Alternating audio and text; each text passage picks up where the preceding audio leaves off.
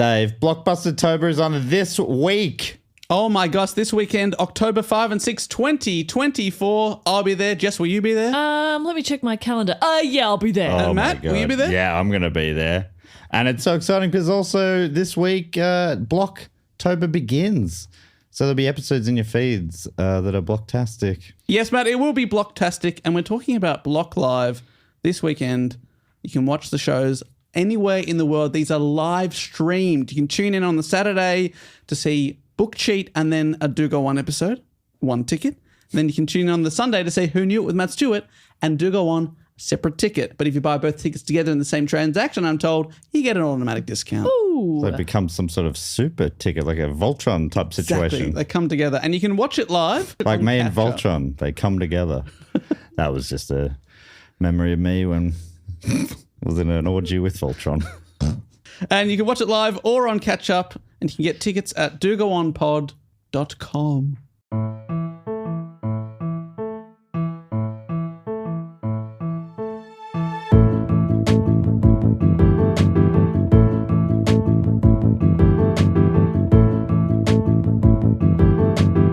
Hello and welcome to another episode of Do Go On. My name is Dave Warnicky, and as always, I'm here with Matt Stewart. So good to be back. Hey, quick question for you, Dave. How good is it to be alive? This week I'm going to say confidently, it's the best to be alive because it is the best time in the Do Go On calendar. And what a way to celebrate by welcoming back our old co-host. We've missed her for so many weeks. Jess Perkins is back. The Bop is back. The old co-host. I've come out of retirement. That's right. There was an emergency. We broke glass. Yeah. And we've called in Jess Perkins. In case of emergency, break glass. It's funny that you think of her as the old host. Yeah, because I always think of her as the newest. I'm the newest of the hosts. She's a newbie. I still think of her as the apprentice. And after a few weeks away renegotiating your contract, we're happy to say we've worked out something that's suitable for everyone, welcome back to the airwaves. For us, it's 6 weeks. Yes. But for the listeners, they've had bits and pieces of you with a few live recordings we sprinkled in. Yeah. And a couple we recorded before we didn't want away. anyone to forget you. Thank you. Also, Never we forget. didn't want anyone to turn us off because you're not here. That's That smart was as well. mostly There's like, you're being kind for me, but also it's business decisions. Some of the people we had fill your shoes, though, they were some of the biggest names of comedy and podcasting. I got to say, I was listening back to the episode you had Lizzie Who on. She was crushing it. She's and I so was good. like, okay, Lizzie, I'm enjoying this, but I'm going to need you to be a little bit less funny and charming. Yeah. Because Mama still needs a job, okay? I just wanted to take a holiday. I didn't want to be replaced. And that's why you cut her down at the knees, literally, isn't Yes. it? Yes. That's correct, yeah. I could remember the Oscar who did it, so I had to go with more of a graphic. Tonya Harding? That's why you Tonya Harding'd her. Yes, I did. So, anyway, Lizzie, we hope you're recovering well. Listening from a hospital bed. Jess, welcome back. You've been overseas in the United States of America for 6 weeks. They let you in. Land of the free, baby. Oh, my They goodness. did let us in, but reluctantly, I'll be honest. Really? Because we went, when we arrived and we went through customs, they were like, how long are you going to be in the United States? And I said, 6 weeks. And he said, what? I said, yeah, it was What? 6 weeks. And he said, are you working while you're here? And I said, no. And he goes, how? Oh. You said, absolutely not. I've let the boys know there's no work that I will be doing. I was very clear about that, wasn't I? You didn't bring a computer. Yeah, I said, I'm not bringing a laptop, boys. You're on your own. That's in it, but that's just they don't have a holidaying culture over there. Well, yeah. Or for that period of time annually. Is Yes, it? Yeah. that's right. And he was sort of like, how? And I went, annual leave and savings? And he was like, okay. But he was quite sus Did on you have us. to Google those things? He was like, hang on a second, annual leave. What does if you this said mean? vacay? Yeah, maybe that was the problem. I'm here for spring break. Oh, why don't you say it's my white girl summer? No, hot girl summer. What's the phrase? Well, it could be both. Okay. I am You white are both of those things. and hot. Yeah, well, yeah, Well, big now time. that I've had the hot girl summer. Yeah. In conjunction with my white girl summer. But yes, I've been away for 6 weeks. I've been exploring the US. I went to like 9 different stops. I saw a lot of the US, and let me tell you, that place rules. Yeah. But actually, every second day, I would alternate. One day I would say, this place fucking rules. And the next day I would say, I hate this place. Right. And that's just traveling. Traveling in middle age. Am I So middle aged yet? Yin and yang of Jess. No, you're not quite middle aged. Okay, thank you. You let me know. Can you let me know? I'll stop asking. You I'll just let let you me know. know. Well, to me, it's not a number thing. It's a vibe? It's a vibe check. Dave is middle aged. I don't know, he's 2 years younger than you, 2 days younger than you. Same thing. But Dave is middle-aged. Yeah, okay. He's wearing a knit. Is it the glasses? It's the glasses. It's the silver fox quiff. It's the vibe. Not quiff. You sound like Queef. I could... What is it? Quiff. It is quiff. Queef is very different. Okay. You sound like you're the type of person I would come to for like financial advice.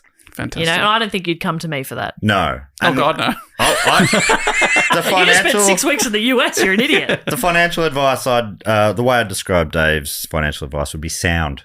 Yes, that's right. Mine would be No higher praise than irresponsible. that. Yeah. That's sound advice. And Jess, you brought presents. Yes, I did bring you. I was in Austin, Texas. Ever heard of it? And this is honestly as I was leaving Austin, there was a souvenir shop at the airport that had. Yeah, we got an airport gift. You got Yes. airport gifts. We got an airport So gift. know that these were very expensive for what they are. But I bought both Matt and Dave T-shirts that say "Keep Austin Weird." Which is weird because they got it wrong. It's stay weird, Austin. Yeah, Isn't that what the saying is? I let them know. Mine's Austin better, weird. but Dave's is also very good. Dave's is very Dave. I actually love this shirt so I would much. wear that as well. I love the shirt. And Dave is literally not wearing it right now. He's holding it up. So, Dave, if you are just being polite, I'll have it. Oh, I genuinely really like it. All right. Thank you, Jess. So you're Pass not- it over after. Happy with my present. You guys can share. You can alternate because Matt's is tie-dye, which isn't really Dave's fashion vibe. Is it mine? I've never worn a tie-dye. Well, not since I was a Why kid. can't I be a kidding big party animal? Do you want to be some tie-dye? Maybe. Okay. I think it's 100% your vibe. I've always wanted one of those You're rocking Lithuania basketball Oh, t-shirts yeah. that we talked about for ages. Grateful Dead. Yeah, I really want one of those. Okay, good to know. It's good to learn these things about you. After all this time, I'm still learning things. It's nice. Maybe we'll talk a bit more about your trip in everyone's favorite section of the show because I know a lot of people skip over this first part. Of course, so boring. But how exciting is it to have you back, particularly for this episode? Because this is the start of Block, our annual celebration of listeners and topics. Oh, Yes. man, that's God, we're boring, aren't we? But you can explain it, Jess. Yeah, we celebrate topics. Let's hear it for the topic. So, for how many years have we been doing Block for now? I Does anybody know? believe this is the 7th. 7, I think Wow. you counted, wasn't it? The first one was different. The first one, I got people to vote for their favourite styles of reports. And then we did mini votes, like we did a serial killer vote. That's how I found I got serial killers, and I put up a vote of 8 really awful serial killers, and they picked probably the least awful one. Or, no, probably very awful, but it was so long ago that it felt almost, mythical. That was the Blood Countess. I don't know if you remember that. Oh, yeah. Oh, yeah. We also did Batman that year. That was the most requested topic. I will say our listeners, they do vote well. Like, I trust their instincts a lot of the time too. But basically what this is we put up a big voting poll for everybody to vote on that is our most requested topics, and then you vote on that. So it's like the most requested and then voted on topics. So it's Thousands of votes. yeah. So, yeah, we got the patrons also suggest, and then they upvote. So all the ones in the hat that are most suggested get joined by all these Patreon extra suggestions. And this year is by far the longest shortlist we've ever done. I think it was over 400 topics in there. It took Matt a solid 8 hours to put it together. You shouldn't be allowed to call that a short list. Yeah, that's insane. It's a medium list. And then we've whittled that down, or you have, our great listeners, with thousands of votes. I think it was our most ever voted for Block as well. Crazy. And now we're going to vote, we're going to count down the top 9 over Blocktober.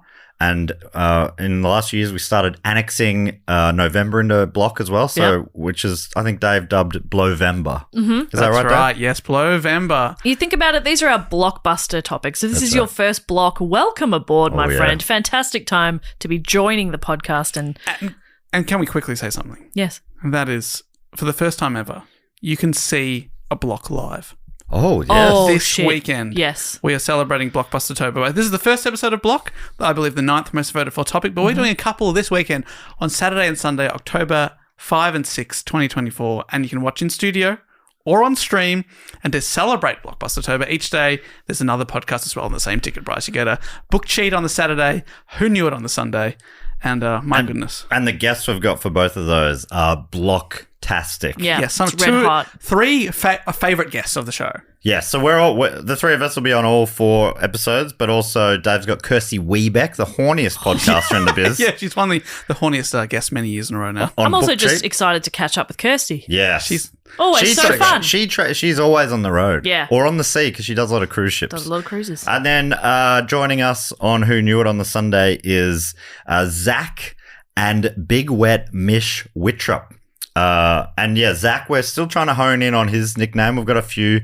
I like Zacchiavelli. Oh, I like one. that. Yep. That's incredible. What about Little Dry? Little Dry is very good. Yep. Dirty Zach. I don't want Dirty Zach. That's One fun. I came up with one. Dr. Zach MD, and in brackets MD is Master of what did I write?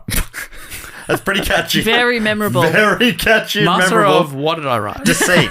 Master of Deceit. Oh, that's good. okay. Yeah. Yeah. But shady as well. He wears sunglasses while he plays poker style. But anyway, that's going to be so much fun. I think all the live tickets are sold out, but streaming is available. You can do that from anywhere in the world. Yes, live or on catch up, so you don't have to get up in the middle of the night if you are not on Melbourne And time. you don't have to get up, go to a venue, be surrounded by people.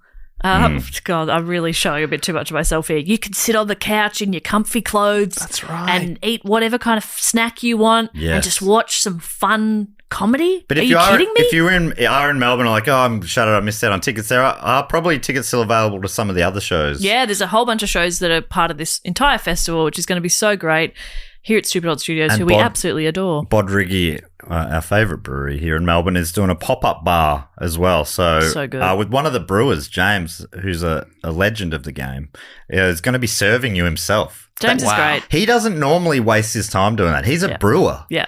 He's But busy. That's brewing. how lucky we are to have James himself pouring the beers. Well, he won't be doing that. He'll be handing you the cans. But still, Yeah, I mean, if you hold a glass out, I'm sure he'd probably pour it for He'd you probably pour on it for you. request. yeah. Yeah. On request. Yeah. Anyway, so that's live this weekend. My goodness, what a time to be alive. So, without further ado, should we kick into Blockbuster-tober 2024? Let's do it. I'm so pumped. Okay, so we always start with a question as well. That's That's right. another part. If this is the first episode you've ever listened to, bloody welcome. Welcome. Honestly, welcome. And we would say the rest of the year, the other 10 months, Still good. we don't know what the topics are, Yep. and they are still very good. Yeah. But we don't know what the topics are. We have to know for this one because we've got to sort out the whole thing. But we're still going to do a question. But let's be real. Obviously, I'm doing the topic this week, so I do know the topic. But even I for the can't rest exactly of Block, remember. I'm Yeah. not going to remember what you guys are doing, You're even right. if you tell me before we start recording. I'm not going to know. not 100% sure which one. I can't remember what you got allocated this week. Yeah, right. I know the 3 that you didn't get because I'm doing them. But the other 6, I can't Who remember. knows? So let's see if this question triggers your memory. Which organisation in its prime was the largest private law enforcement organisation in the world? I was going to say NASA. But as the question continued, I tried to stop, but the words were already coming Law out. enforcement, NASA. FBI. I do know this, A but little bit of a precursor to the FBI, some would Really? say. Pinkerton. Yes, Pinkerton. correct. I was going to say the EBI. Oh. Bit of fun there. Eve comes from That is F. good stuff. Alphabetically. Oh, I see. Do you see what he did? And what would the E stand for there? Excellent. The Excellent Bureau of Investigation. Oh, that's pretty good. And then they went, actually, we're not excellent. But we are, we are federal. So let's lower expectations a little. No, the answer is Pinkerton. Pinkerton. So the Pinkerton Detective Agency. One of those things that I've heard so many times is referenced in other reports. Yeah. Yes. Never fully looked into what it is. Same. I think it was referenced quite a bit in the episode about maybe it was it a Block episode last year, I think, even where Lincoln's body was attempted to be stolen. Possibly, yeah. Good one. Good one. Yep. And so this, obviously, because it's a Block topic, it has been suggested by a lot of people, including Tariq from Charlotte, North Carolina, Lima from Durham, North Carolina. Okay, just quickly. Yes. They do blue fire trucks in some of those cities in North Carolina. Okay, great. And Michael Jordan played basketball there, wore his shorts And underneath. there's mini golf was invented at a place called Thistleton. And I think also that the Venus flytrap Venus is native to there. Just a couple of things. If this is your first episode, we love North Carolina. North Carolina Love it. facts. Great. Probably our third favourite state. Probably. Yeah, after Ohio, God's country. And then Vermont with creamies. Gary, Indiana, but that's not the whole state. Some of Yeah. Indiana can get fucked. But Gary, love Gary. Indianapolis, you know what you did. All right. We also have Tim Randall from Brisbane, Toby Gall from Greensboro in Victoria, Dustin Louis from Japan, Kyle Petesh from Chicago, Lynn from Washington, Captain Bon Clay from Ohio. Oh, God's country. Matt Arnott from Ringwood, Sean Swanston from Scotland, and Ad from Bristol. Ooh. So a lot of people have suggested this. So what I did was, because the Pinkerton Detective Agency has a very long and varied history, and there's sort of like a bunch of different stories, some quite long, some pretty short and anecdotal, that you can cover about them. So I thought, okay, what I'm going to do is I looked at all the people that had suggested them and picked out all of the things that they specifically suggested as they were pitching it, because there was a lot of overlap of like the sort of the big hits. So I've got like a bit of background on how it came to be, and then I sort of hit some of the big topics of it. But there's so much that if you're listening to this and you're a big Pinkerton head and you're like, oh, you didn't mention this one small story, it's like I can't fit everything in because there's a lot to these. And also, if you suggested in the hat, Jess would have covered it because she's done it. Everyone who suggested it. So maybe... Look when at you're yourself. pointing one finger, remember there's three pointing back at you. You bring that up And again. one thumb pointing at God.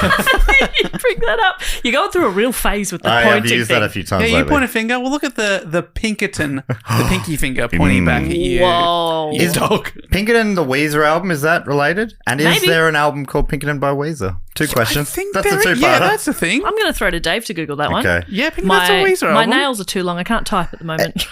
And I imagine you'll cover this, but who is Pinkerton? It's actually so good because Okay. that's the first Great.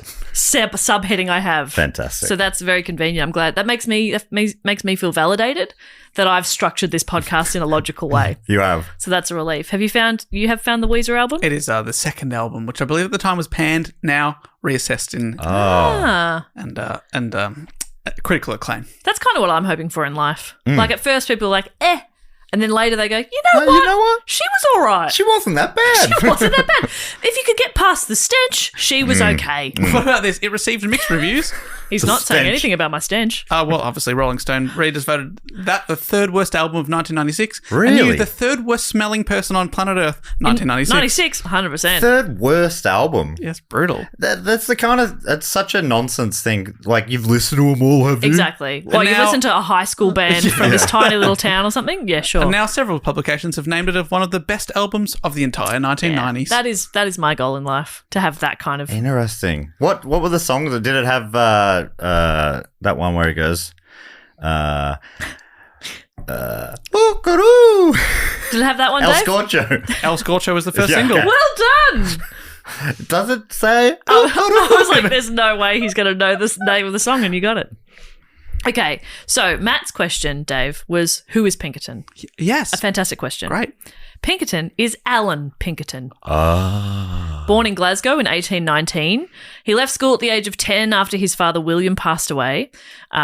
He learnt to be a cooper, so a craftsman who produces wooden casks, barrels, vats, buckets, tubs, all sorts of stuff. That's why Cooper's Brewery, their logo's a barrel. That makes sense. Makes you think. Wow. I didn't know that, like, to make that sort of stuff, it's that you heat the timber to make it all pliable. Oh, so you can bend it. Totally makes sense. I tried, but yeah, started a lot of fires. Yeah, heating timber is very precise. And that's why they call you El Scorcho. So he's doing that from a young age, but he also continued to educate himself. He read extensively, so he sort of continued his own schooling. By 1842, shortly after he married a singer named Jean Carfrae, the couple tunnel. the couple emigrated to the United States. The following year, he went alone to the new township of Dundee, Illinois, about 50 miles northwest of Chicago. I reckon surely there was a part of him that was like, there's a Dundee in Scotland. Yeah. A bit of homesick. Totally. I was thinking that. My Scottish ancestors, I don't know if you know this, Stuart is a Scottish name. What? And it's spelled the correct Scottish way with EW, not the weird French way with the U. But I like saying that because it definitely annoys the U Stuarts out there. But Who cares about them? Disgusting. They lived in Perthshire in Scotland, and they immigrated to Perth in Western Australia before heading over to Victoria. And Right. that must have been a similar thing there, Just right? something in our brains, it's like, that's familiar. I know that. Can't be a coincidence. Can't be. Yeah, they must have named it. They looked around and said, "This is a lot like Perthshire." Yeah, do you reckon Perth, Western Australia, Yes. very similar to sort of mid to upper Scotland there. Lovely That'd be nice. beaches, Yeah. warm weather. Lovely Just coming warm up to weather. the Highlands, you're Quackers. Just like home. Just like Highland Coos, Yeah. but small. Much smaller, but smiley. I think it was a fairly new township as well. So he went there, he built a cabin, set up a cooperage, and sent for his wife in Chicago when their new home was set up. So I think it was sort of like, they're going to need a cooper. I'm going to go set up a business in this upcoming clever. town. Perfect. Very smart. If you have a trade like that, you can work anywhere. Exactly. As early as 1844, Pinkerton worked for the Chicago abolitionist leaders, and his Dundee home was a stop on the Underground Railroad. Oh. He was an abolitionist. I can never say that word properly. I think I'm doing it.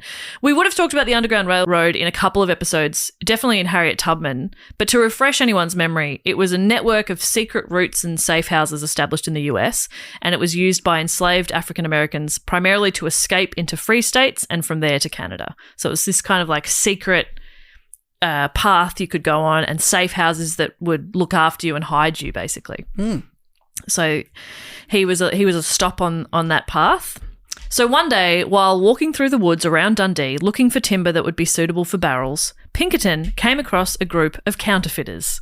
I don't really know how you know just from looking at a group of people that they're counterfeiters, unless they're like chopping up the money in front of you. Or... Well, you know that they're like they're Louis Vuitton logos and aren't quite right. they're selling all these bags, and Yeah. you're like, I don't think that for $30, I don't think that's a genuine Louis Vuitton. Fell out of the back of a truck, mate.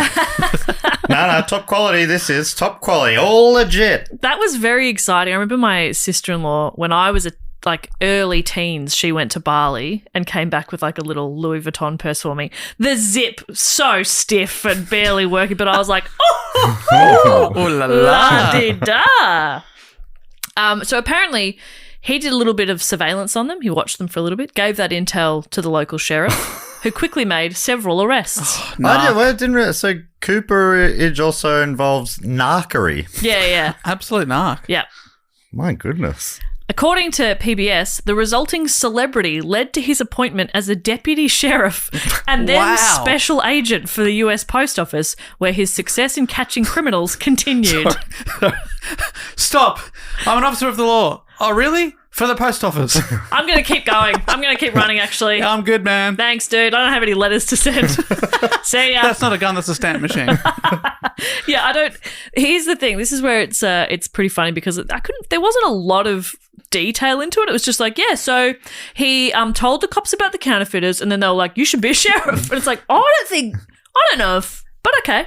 You've got a knack for this. It's like when a 5-year-old calls an ambulance to their mum and then they're like, give him a little plastic sheriff's badge. Yeah, You're yeah. like, well done, lad. Yeah. That's what he got, but he's an adult Good man. reminder to parents to teach your kids to call 911. But yeah, Some This just isn't the naturally same. have the knack for narking. in 1849, he was appointed as the first police detective in Chicago.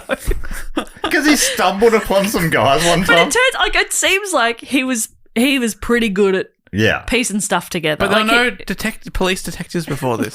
They invented it for him.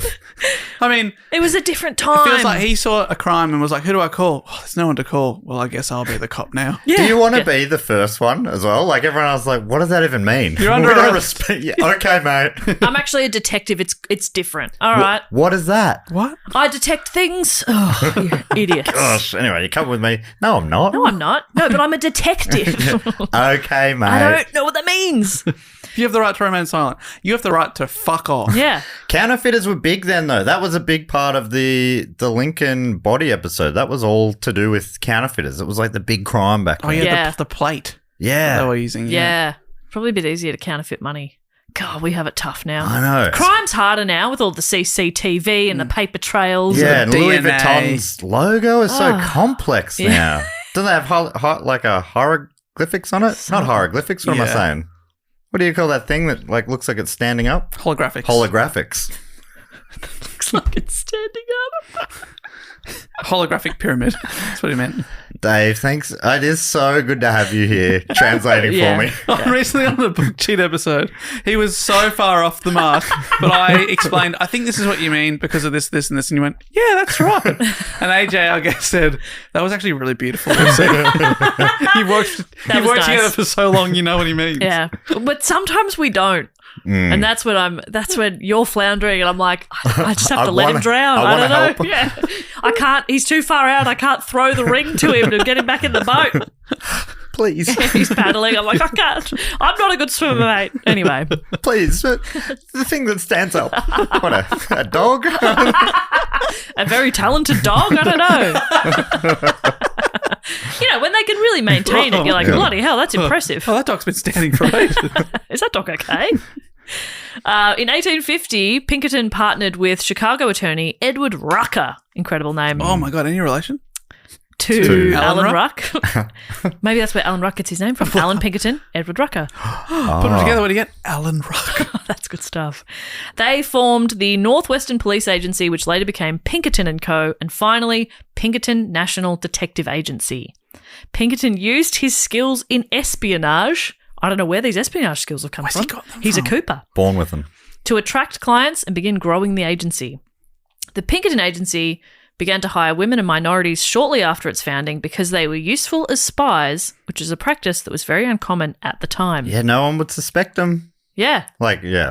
A woman spy? Come on. That is totally... There was another topic that don't know how... I don't want to give anything away. That was in the block vote as well. It was like there was a spy and she got away with so much just because people were like, what? Yeah. She's got kids.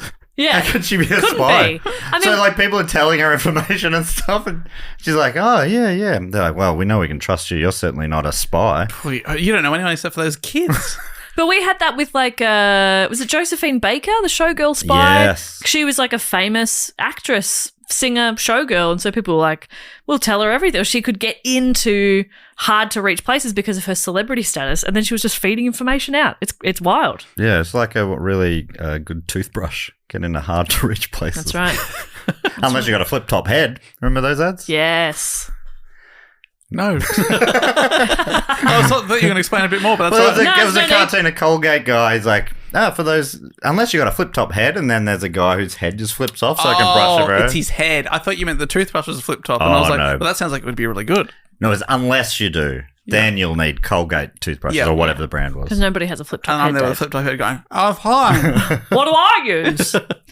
So one of these women was Kate Warne. Kate Warne came up a lot in people's suggestions of this. Wow. Very little's known about her early life other than she was from Erin, New York, and that she was a widow by the age of 23. From wikipedia.org, which I think is like an online database for detective agencies. Oh, that's interesting. Yeah. I don't understand how that would connect, but sure. Oh, like Wiki's probably something like It's just lingo. Yeah. In 1856, at the age of 23, Warne walked into the Pinkerton Detective Agency in response to an advertisement in local newspaper and requested a job as a detective. The W stands for who done it. Correct. Wow. The I is for I done it. The K is for knew it. The I is for I done it. Etc., etc. Pinkerton was initially hesitant to hire her.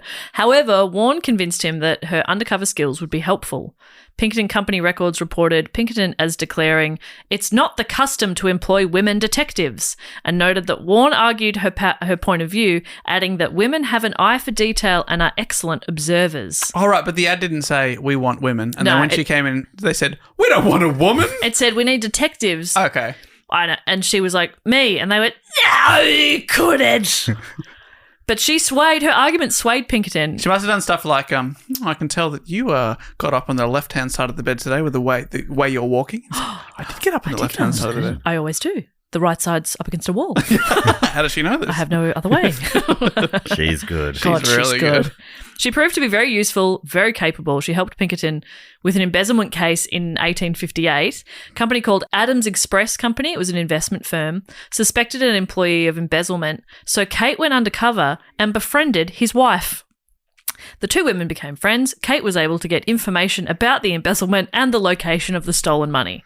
Man, that is work I just could not do. You could not befriend a woman. I just...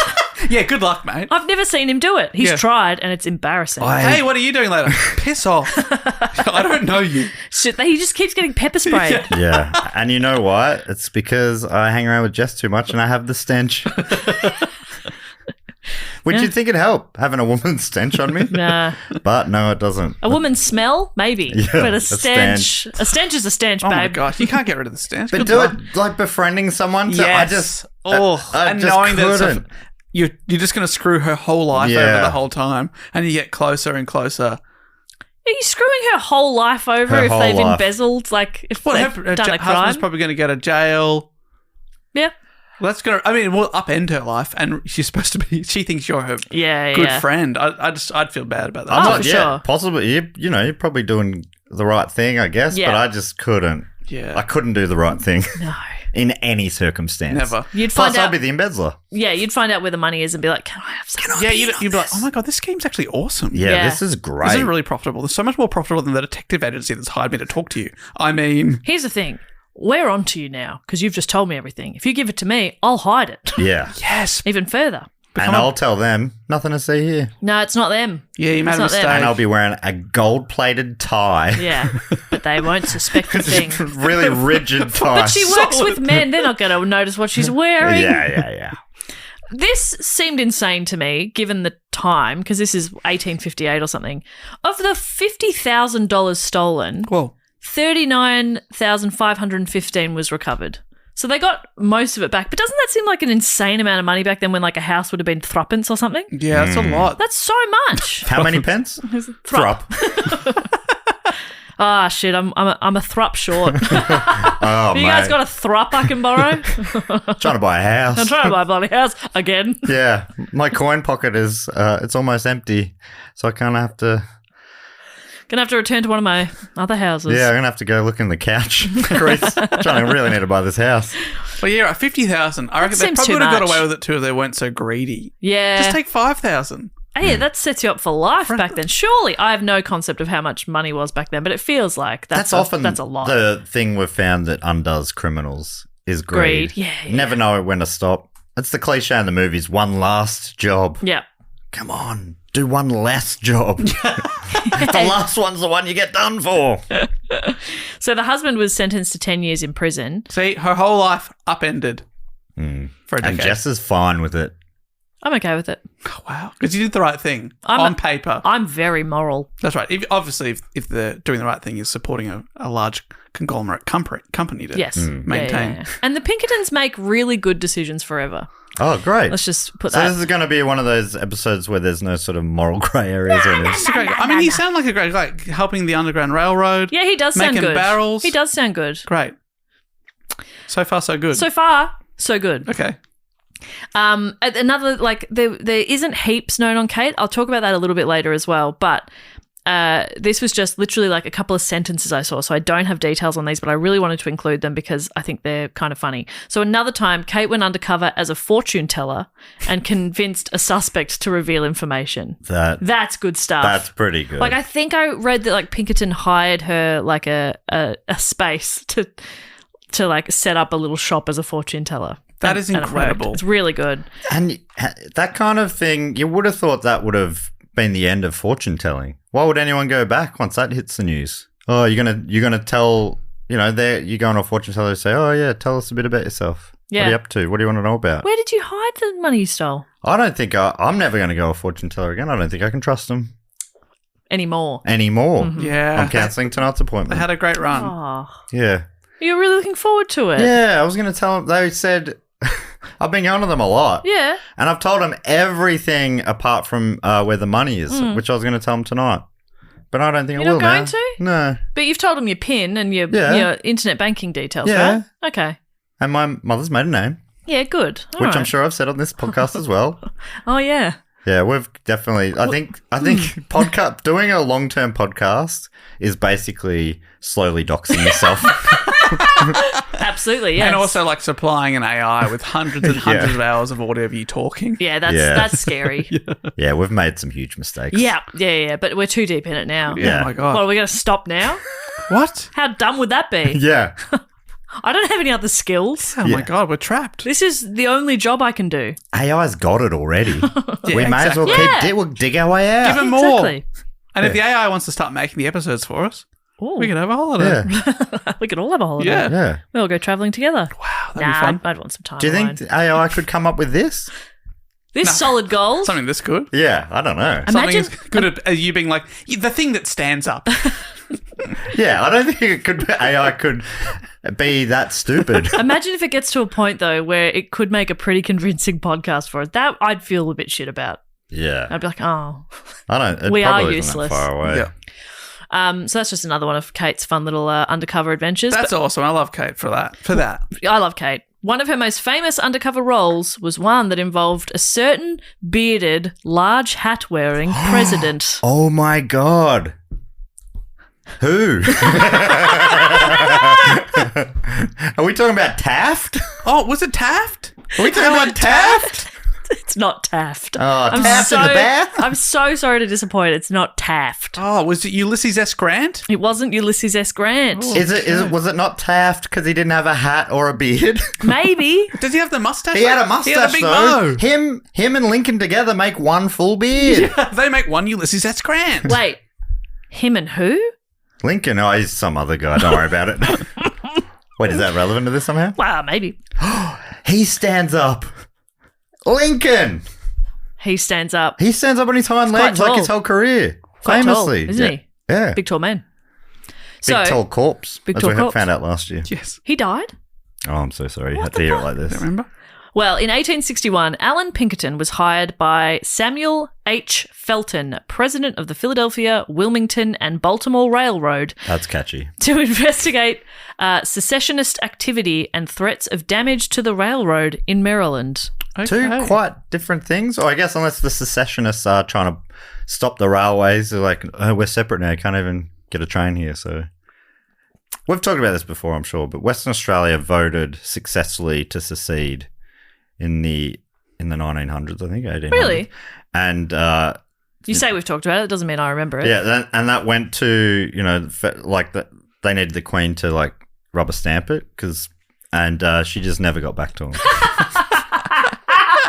The Queen or the King or whoever it was. That's really fun. Sorry, WA. That's pretty funny. Just got bored and I went, I'll get back to this later. Yeah. I'm gonna have a nap. We've all done that. Yeah. We've all we've read an email, thought I'll have a mull about that. Yeah. And I'll get back to them, then you just forget. And then so it goes so long and you're like, it's embarrassing if I get back to them Yeah. now. It's better that I just ghosted them. Yeah, I'll just run into them at a party now and hope neither of us mention it. Yeah. And if they mention it, I'll be like, that's just a real social faux pas. Because I think it really built up, obviously, to the point that it was the popular decision to break off from Australia.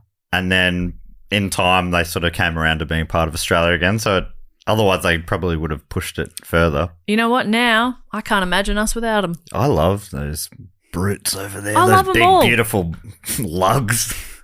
I love every little bit of this great southern land. God bless our country.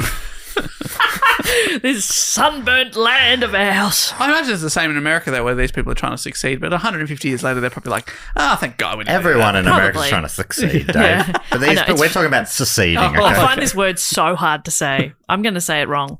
Anyway, so Pinkerton, this will all make sense in a bit. Pinkerton went to work placing agents at various points in Maryland to investigate this potential activity. But as the investigation continued, a more troubling piece of information came to light. I found this very helpful piece of information, and then I was like, what website am I on? And I was on the National Park Service website. Oh, yeah. And it's very interesting. It was very helpful. After Abraham Lincoln's election, Southern sympathizers conspired to prevent his inauguration. In January of 1861, nurse Dorothea Dix, is that not an incredible That's name? a or great what? name. Dorothea Dix. Dorothea Dix. She D-I-X. sure does. Whenever she wants. And good for Dorothea. Yeah. She brought rumours of this conspiracy to the attention of Samuel Morse Felton, but he was Samuel H. Felton a moment ago. Anyway, Samuel Felton. Samuel Horse Felton. That's it. He's a horse. Oh, no, I let it slip for a second. I mean, Moss. Well, We have a long-running joke in our house that I'm a pig that's been turned into a girl. But I'm always passionately defending that I'm not. I'm like, no, Oh, my God.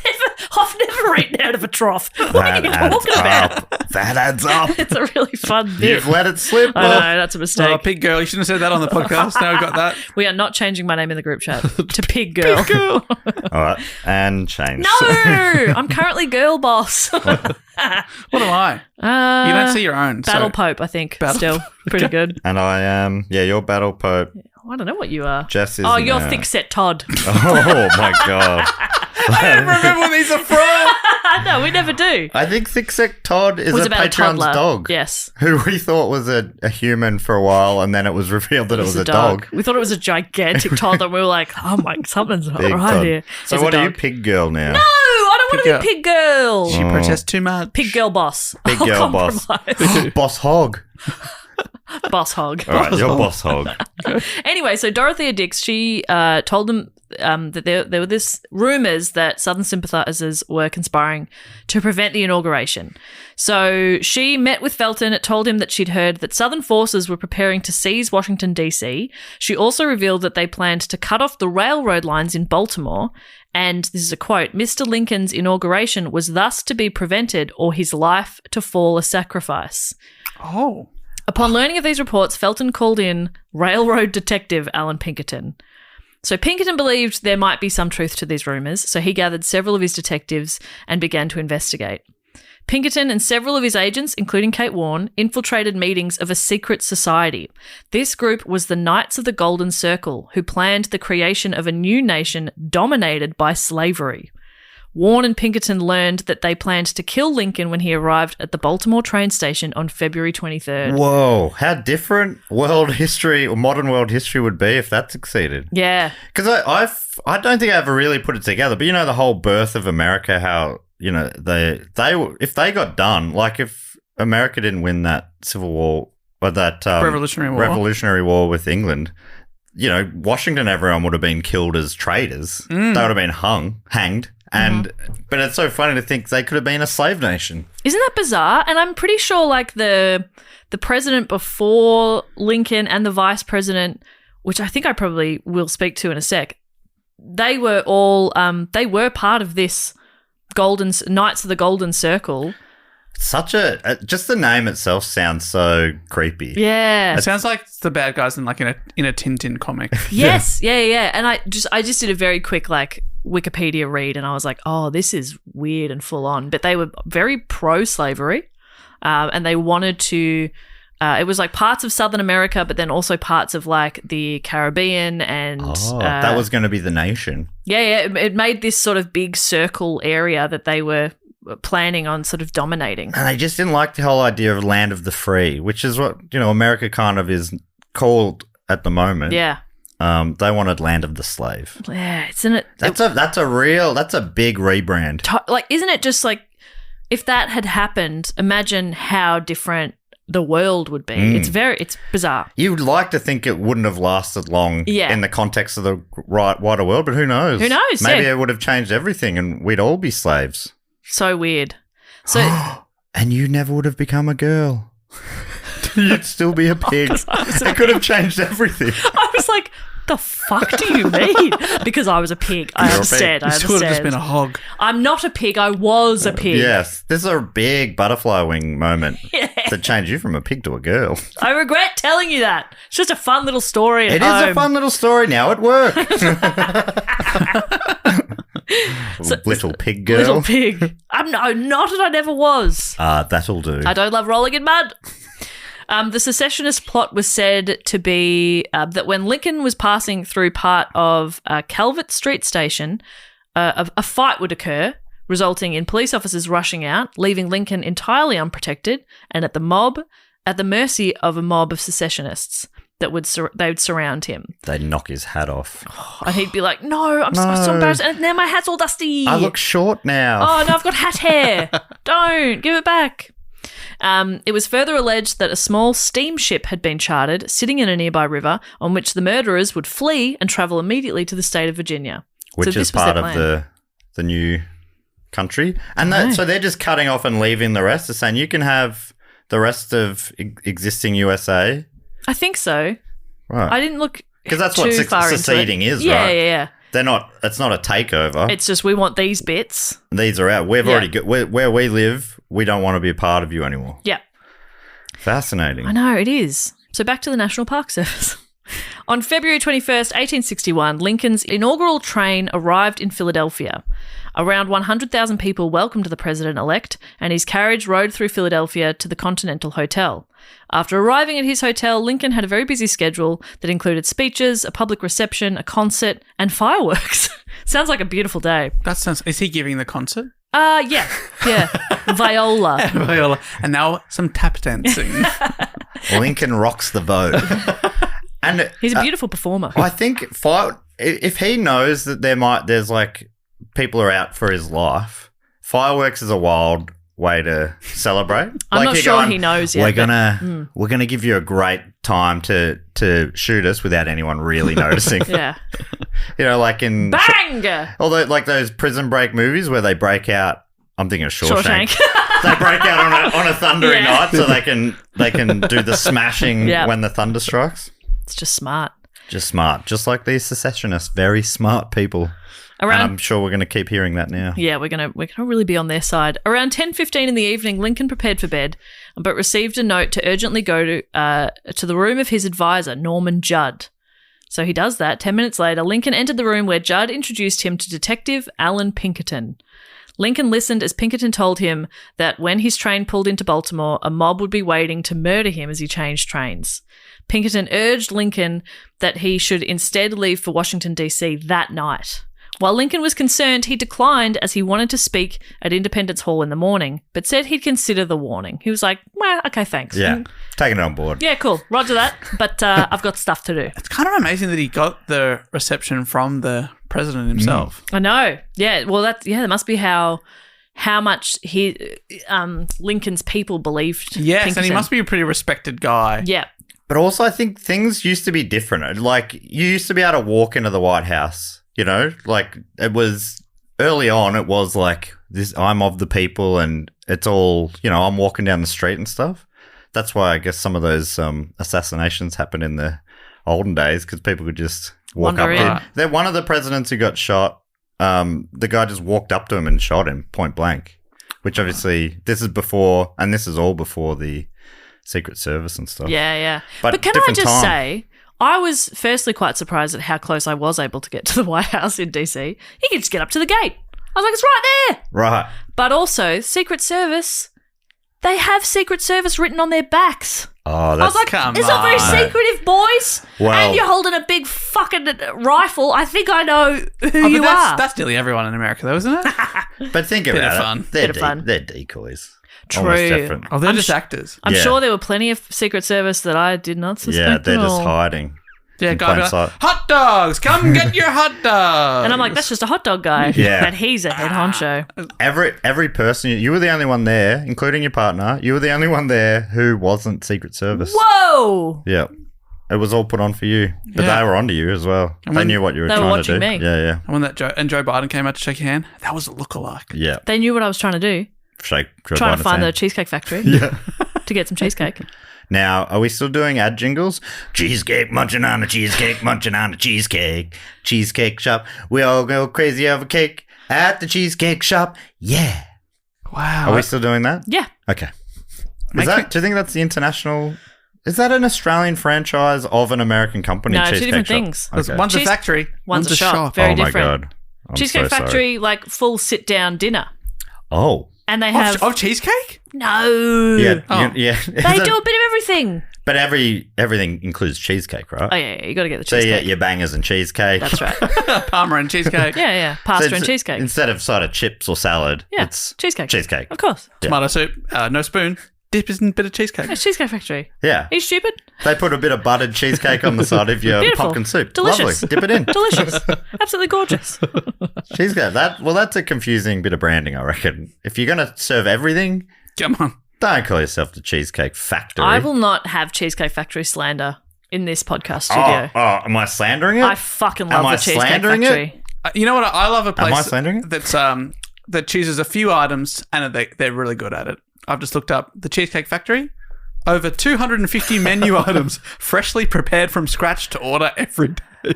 Yes, that's if Gordon Ramsay's going in like that. I've seen a few of those And kitchen this isn't nightmare things. Cheesecake Factory slander. This isn't slander. No, this isn't slander. I'm reading out what they do. 250 different items, very well.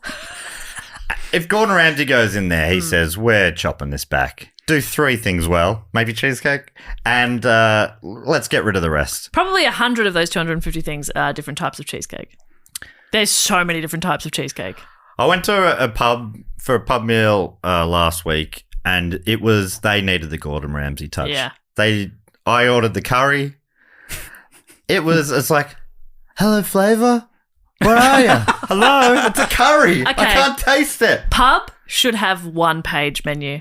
Like, that's it. They were doing that's cuisine from around the world, unfortunately. Nah. Eight things, all done very well. Steak, parma. I'm okay with like a curry or something like that. Like a Do it well. Veggie fine. lasagna. Do a One veggie lasagna or pasta one type pasta. thing. Yep. A pie. Obviously, I'm pie. very pro pie at a pub. Yeah, fish I and wish chips. I wish I Fish went and the pie. chips. Batter Yep. fish and chips. There was a beautiful looking pie there, which I wish I had. Yep. Matt sent me a photo of it, actually. Yeah. And I am going to go there. Wow. And I'm going to ask if I can come. But You might remember me. I made a mistake here last time. You curry suck. Can I have the pie?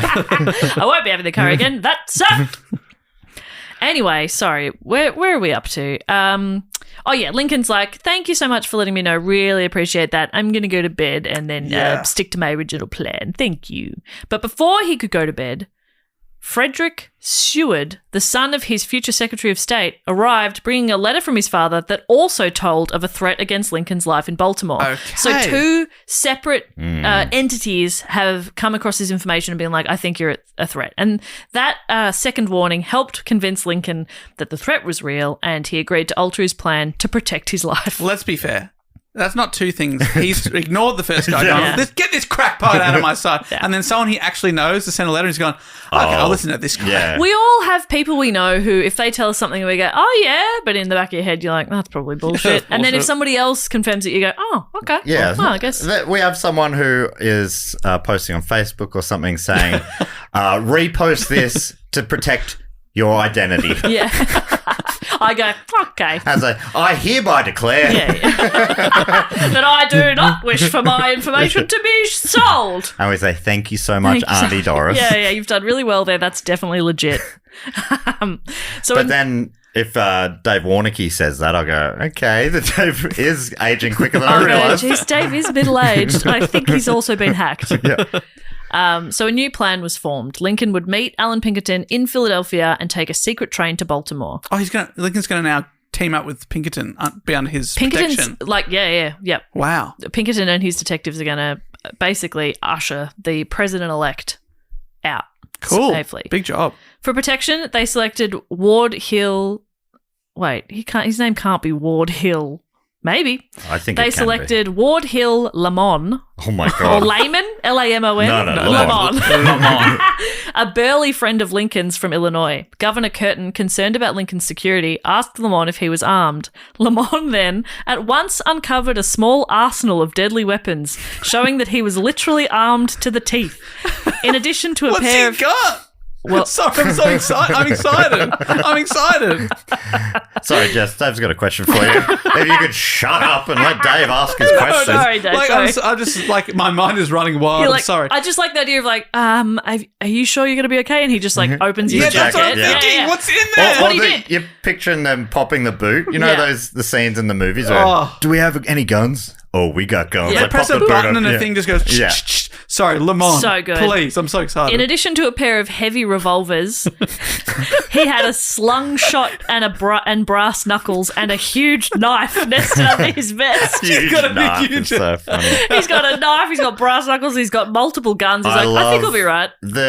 I love the adjective heavy Yeah. for a weapon. We got heavy revolvers. Yeah. Well, it's just, at the time. That means they might not shoot, but you can just knock them over the head with these things. They weigh a ton. These days, they're too lightweight. Do you reckon this is Vinnie Jones in a movie? Oh, my God, Opening yes. the coat and you're like, ho, ho, ho. Oh, okay. And he is burly too. When I was in LA, we did like a little bus tour of the Hollywood Hills, and they were like pointing out celebrity houses and stuff, which felt a bit gross, but when in Hollywood. Yeah, totally. And at one stage, he's like, so just this house back there, British actor, I don't know, some of you may know him, Vinnie Jones.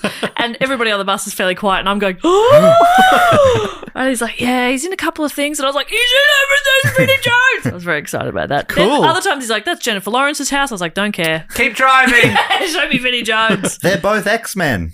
Whoa. Makes you think. Nearly Vinnie everyone in Jones- Hollywood's been an X-Men. Is Vinnie Jones in X-Men? He was. I haven't watched any of the X-Men. I'm the Juggernaut. Juggernaut in He's one the of one them. who could run through the walls. Fuck yeah, that's cool.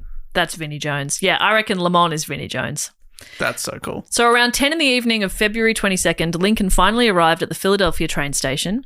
Instead of Lincoln spending the night and taking his scheduled train the next day, Pinkerton instead immediately transported the president-elect to a different station with an earlier train heading towards Baltimore. At the station, they met with Kate Warren, who was gathering information and managing logistics. Apparently, she organised all of this. It was all Kate, and they had a disguise for Lincoln. I think they might have even put him in a wheelchair or something. Oh yeah, And he put on like a shawl and a hat or something. he famously stands. Well, he's very tall. Maybe that would be noticeable. So I could be wrong about that, but I think I read they had him in a wheelchair, and he was. Kate had sort of set it up with this story that she needed.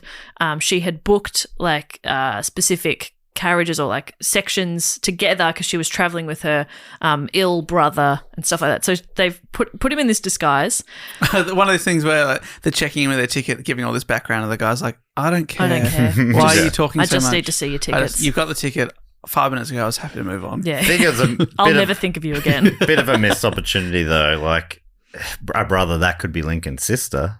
Okay, now we're off the scent. Hello. Could have been a Mrs. Doubtfire. When you can doubtfire and you don't doubtfire, Yeah, it's a missed opportunity. you bring great shame. Yeah. Absolutely.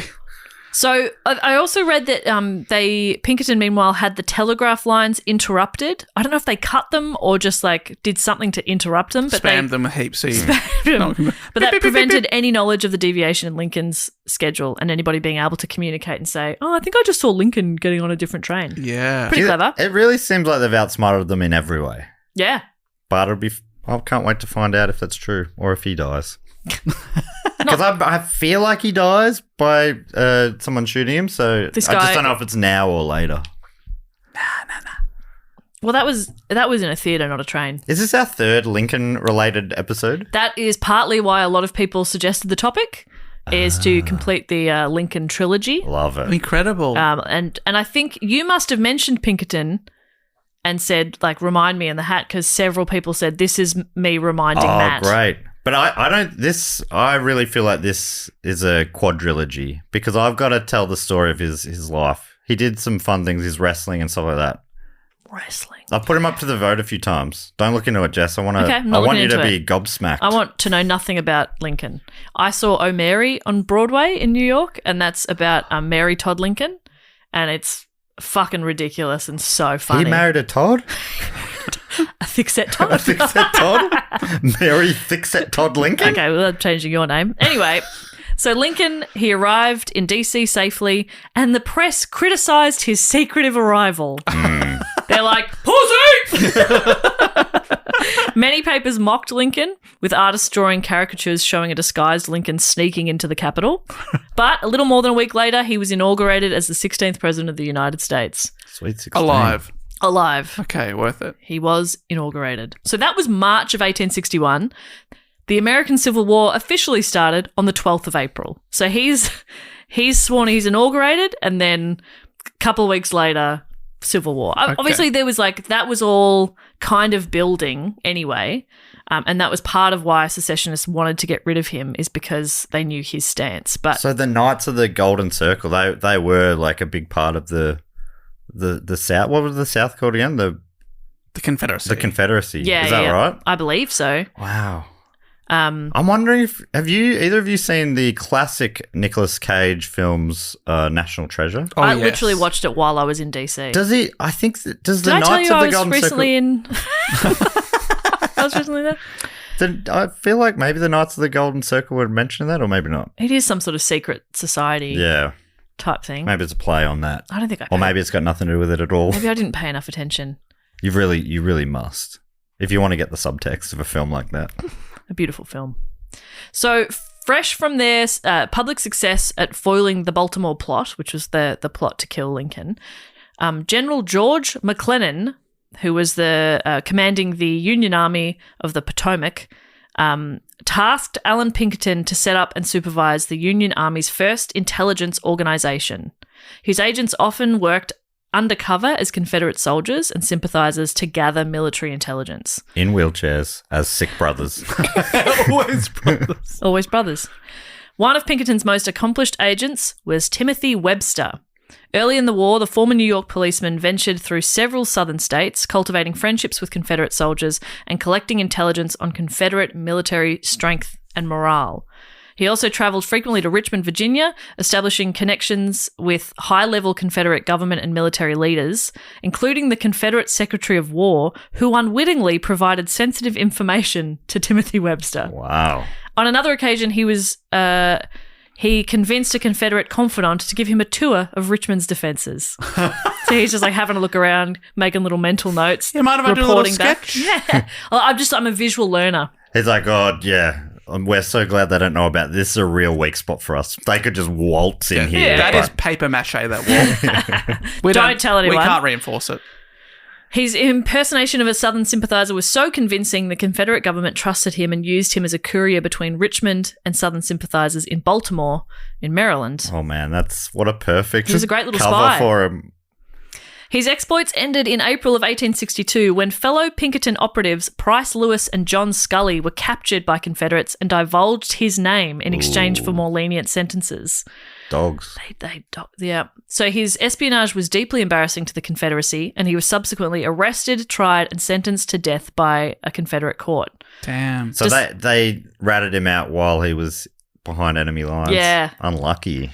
Despite President Lincoln's threat to execute a Confederate spy in retaliation, Webster was hanged.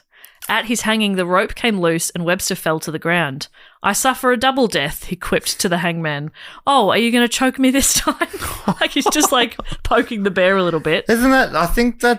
I don't think you can be hanged twice for the same crime. I think, Is that right? Double Jeopardy. Double Jeopardy. Double Jeopardy. I love that Absolutely. Ashley Judd movie. Fantastic. Great movie. Pinkerton himself served on several undercover missions as a Confederate soldier using the alias Major E.J. Allen. Oh, yeah. Which I guess would be good because, like, if I pretended my surname was Jess and somebody was saying, "Hey, Jess," I'd be like, "Yeah," like I already turn. Oh, Oi, Alan. Because his first name's Alan. Alan, you know, stuff like that thing. I fucking love What it. was that? Was that an ad or a... It was just a YouTube video that, honestly, the first time I saw it might have been one of the hardest laughs I've ever had in my life. And by the, 7th or 8th time? Still good. And then people saying it at the cricket. Do you remember that? People would say it at the cricket, "Alan!" And people were like, "No, Alan." And everyone would laugh. That's good stuff. That's Steve! still funny. That's what I remember saying. Still funny. Keep it up. It's good stuff. Still loving this a year on. Never stop. He worked across the Deep South in the summer of 1861, focusing on fortifications and Confederate plans. He was found out in Memphis and barely escaped with his life. Literally just a sentence there, no detail on how, but he did escape. Good for him. The rope dropped. And he just The He rope said- sucked. he said- fell to the ground and just kept running. He said, Southern rope. "Hang me twice, it can't get hanged again." Now watch this drive. Hey, that's him driving. Drop away, yeah. Well, Driving just away. drive Now away. watch me drive. This counterintelligence work done by Pinkerton and his agents is compared to the work done by today's US Army counterintelligence special agents. They kind of see that like Pinkerton is considered an early predecessor.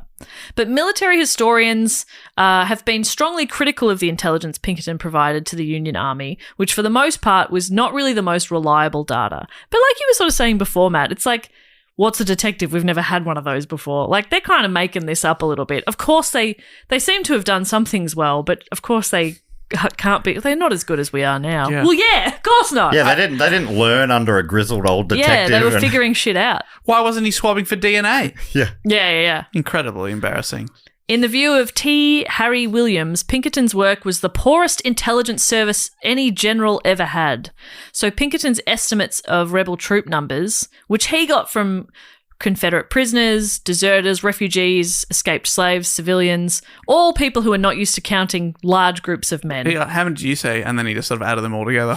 58 million. 58 million of them. We're outnumbered. We are. That is exactly it.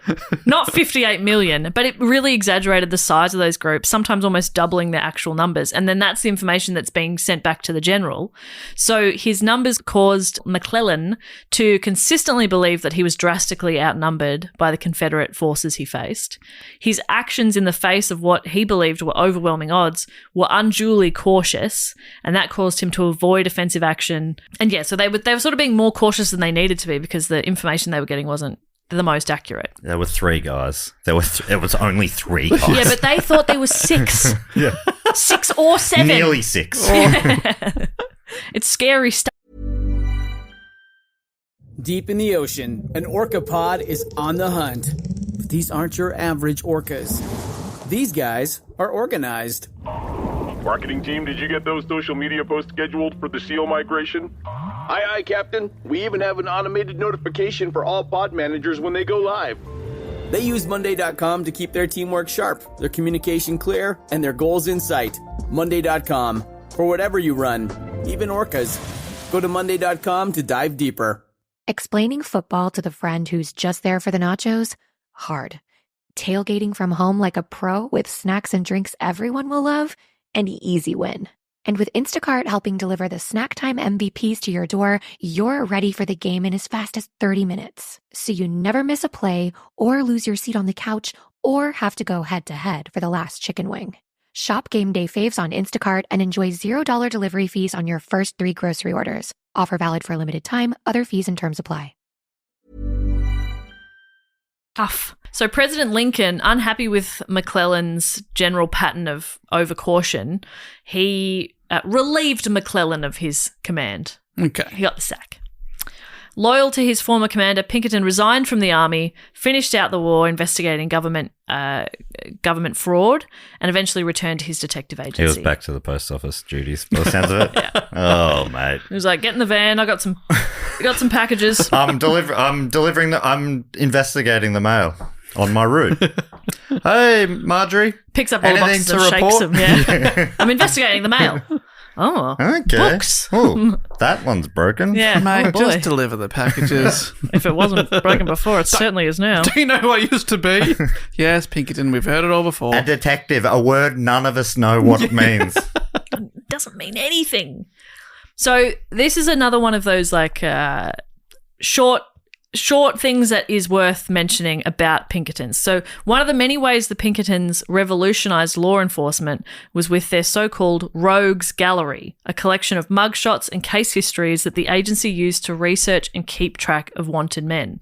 Along with noting suspects' distinguishing marks and scars, agents also collected newspaper clippings and generated rap sheets detailing their previous arrests, their known associates, and areas of expertise, which by today's standard, you're like, yeah.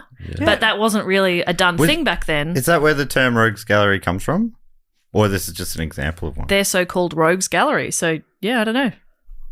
Pretty cool. It's a fun term. I hope they came up with it. A more sophisticated criminal... I really hope they're not just ripping off someone ripping off else. somebody else. That was actually a Shakespeare term. Or if that source was just saying that's what it was, I'm not sure. Which is very possible. Makes I don't sense. know what... Like, you're allowed to use words that already to describe, exist. yeah.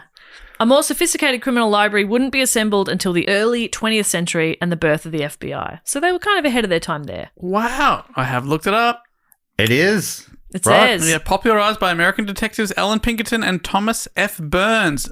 Rogue and Gallery together. Very cool. Makes Rogues That's sick. Gallery. Love that. Kind of interesting. I love... This is a pretty interesting, unique thing about me, but I love hearing about the origins of things. Wow. That's one of my things that I do. I have a podcast to recommend to you. Oh, yeah? Yeah, you can learn about all sorts of stuff. What's it called? Serial killers and like biographies and like world history events and stuff. Yeah. And I cannot remember the name. Okay. Silly name. I always see it on Instagram and go, Dugoon? Oh, Dagoon. What does that mean? What does that Something mean? like that. Something along those lines. It's great advice. Yeah. Or I'm Dogoon. going to grab a box on the way home. Yeah, of Dugoon. Of goon, yeah. Another sort of subtopic that came up a lot in people suggesting it was cowboys. Okay. During the era of frontier expansion, express companies and railroads often employed the Pinkertons as Wild West bounty hunters. Oh, that sounds so cool. In the late 1860s, the Pinkerton Agency captured the Reno Brothers gang, the first organised train robbers in the United States. Pinkerton himself chased Frank Reno all the way to Windsor, Ontario. Whoa. During that same period, Pinkerton detectives nabbed several more high-profile bank and train robbers, in some cases recovering thousands of stolen dollars. In one instance, Pinkerton men followed another group of bandits from New York to Canada, where they arrested them and recovered nearly $300,000 in cash. Wow. That's a lot.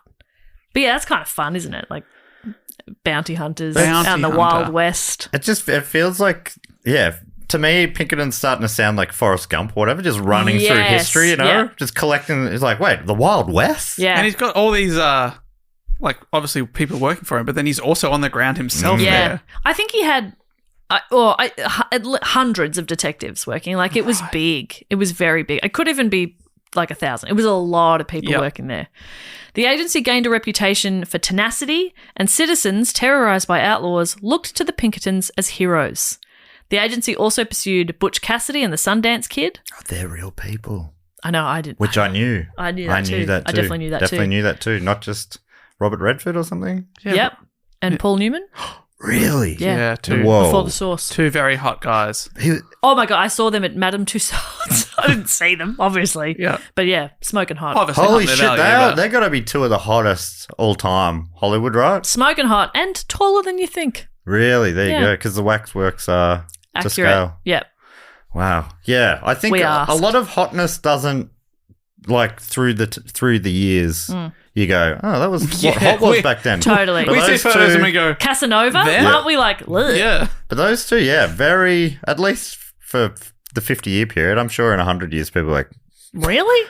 they'll be spewing up Yeah. thinking about Paul Newman. Imagine how ugly we'll be to people in 100 years. Imagine. It's going to come around. Do you reckon? We could be really hot. You know what could come in? What? Misshapen heads. Maybe uggos will be cool. Because for a long time, symmetry has been seen as oh, it's so hard, symmetry. I reckon misshapen. Yeah. Gonna have its Yeah. time. We're coming for you. It's got to. It's got to. It's got to, We have to please. believe. Please in our lifetime, please. if I don't believe it, I'll just give up. What's the point of anything? So they chased Butch Cassidy and the Sundance Kid to Bolivia. Wow. Their most famous pursuit involved that of Jesse James and his gang, Holy shit. the James Younger Gang. Whoa. Wow, I didn't realize these. I mean, firstly, I didn't realize those last two were real people, but Yeah. I didn't. So these are all around the same time. I think I'm thinking of a different Paul Newman and other guy film, The Sting? I think I was thinking of the Sting. So different these were vibes. cowboys, were they? Sundance Yes. Kid, and yeah, okay. This is making more sense. But Robert Redford, Paul Newman, still hot. Like Yeah. that's none of what we said before was not relevant. It's whatever kind of hat or what kind of era they're pretending to be in. Don't care. Hot. Mustache, no mustache. Whatever. Hot. They can do it all. Mustache and no mustache. Yeah, which is they hard. change your look so much. A guy looks good in a mustache. You take it off, and often they will look dog shit. Yeah. Yeah. I'm talking to you, Dad. Do not shave it off. You listen to Which is me saying that Dad's hot with a mustache. I think. Just recapping. Is that what I Why? said? What's wrong with saying your dad's hot? Nothing. That's all. I was just making sure everyone What's wrong with understood. saying the truth? Yeah. You got a hot dad. Got a hot dad. Must be nice. Yeah. Yeah. Your dad is. No He's- mustache. Let's just say that. Let's just say that. Let's no just mustache. say he's waiting for his time to come around, like us. I have never seen my dad with a mustache or even really a beard. I think a mustache could fix him up a bit. Fix him up. I don't think so. could distract. I think it could make him look like a pervert. No, I love the Squire. Good on him, too. Good on him, Squire. A beautiful looking man. Anyway, Jesse James. Oh yeah, that's right. Another amazing famous person that he's gone after. Yeah. So as members of various gangs of outlaws, Jesse and Frank James robbed banks, stagecoaches, and trains across the Midwest, gaining national fame and often popular sympathy despite the brutality of their crimes. They're a little bit of a Ned Kelly type because they were portrayed as like Robin Hood, robbing from the rich, giving to the poor. It was very it was romantic revisionism, There's no evidence of his gang sharing any loot with anyone outside of their network, but it's just that sort of... It was a bit like the Ned robbing Kelly from thing. the rich still, if they were poor. Yeah. Robbing from the rich, giving to the poor. Us. Ourselves. Now we're rich. Oh, no. I think of Brad Pitt as, he's sort of our generation's Robert Redford, right? I don't think Robert Redford's ever had, like, horrible accusations against him. No, I'm not saying in that way. I'm just meaning, like, leading man kind of thing. Yeah. But I think he was... Stone Cold Fox. Did he play Jesse James or... Yeah, he was in the Jesse James movie, with the Nick Cave scored it, I think. Yeah. Oh, well done. No, I don't know that one, I don't think. And it's got that really, really, really long title. I'm picturing The Colin Coward. The Farrell. Assassination of Jesse James by the Coward Robert Ford. Oh, my God. Yeah, okay. Oh, is that what I'm thinking of? Robert Redford. That might be why I'm collating it all. It was Brad Pitt and Casey Affleck. Has also Colin had... Farrell... Jeez, Yeah. that lineup is not... Probo. Has Colin Farrell ever played Jesse James? Let me look it up. Because that's what I'm picturing, and I don't know why. Ah, The Irishman. Yeah. Yeah, great. He can do an Are you thinking American of accent. the Penguin? Yes, he has in, well done, 2001 American Outlaws. Really? There you go. So Jesse James has been on the telly a lot. Been on the telly. The big screen, I should say. Anyway, so... Both films bombed. there you go. Interesting. Well, box office wise, anyway, maybe critical acclaim, and they found a greater audience later on. But yep. The resource I was using for this bit says Jesse James was also an unreformed Southern secessionist, and I feel like they're kind of saying that so that you don't feel bad for him if he gets caught or killed or whatever. Like, it was romantic revisionism, and he wanted to leave. He was, he was pro-slavery, and you're like, okay, I didn't think he was a big hero. Like, okay, just very defensive. Anyway, and now I've done that in reading it out, and I think that's fun. Well, sometimes you just got to get ahead of the game. That's right. In 1874, the Adams Express Company, once again, they turned to Pinkerton to stop the James Younger gang because they just kept stealing all the money.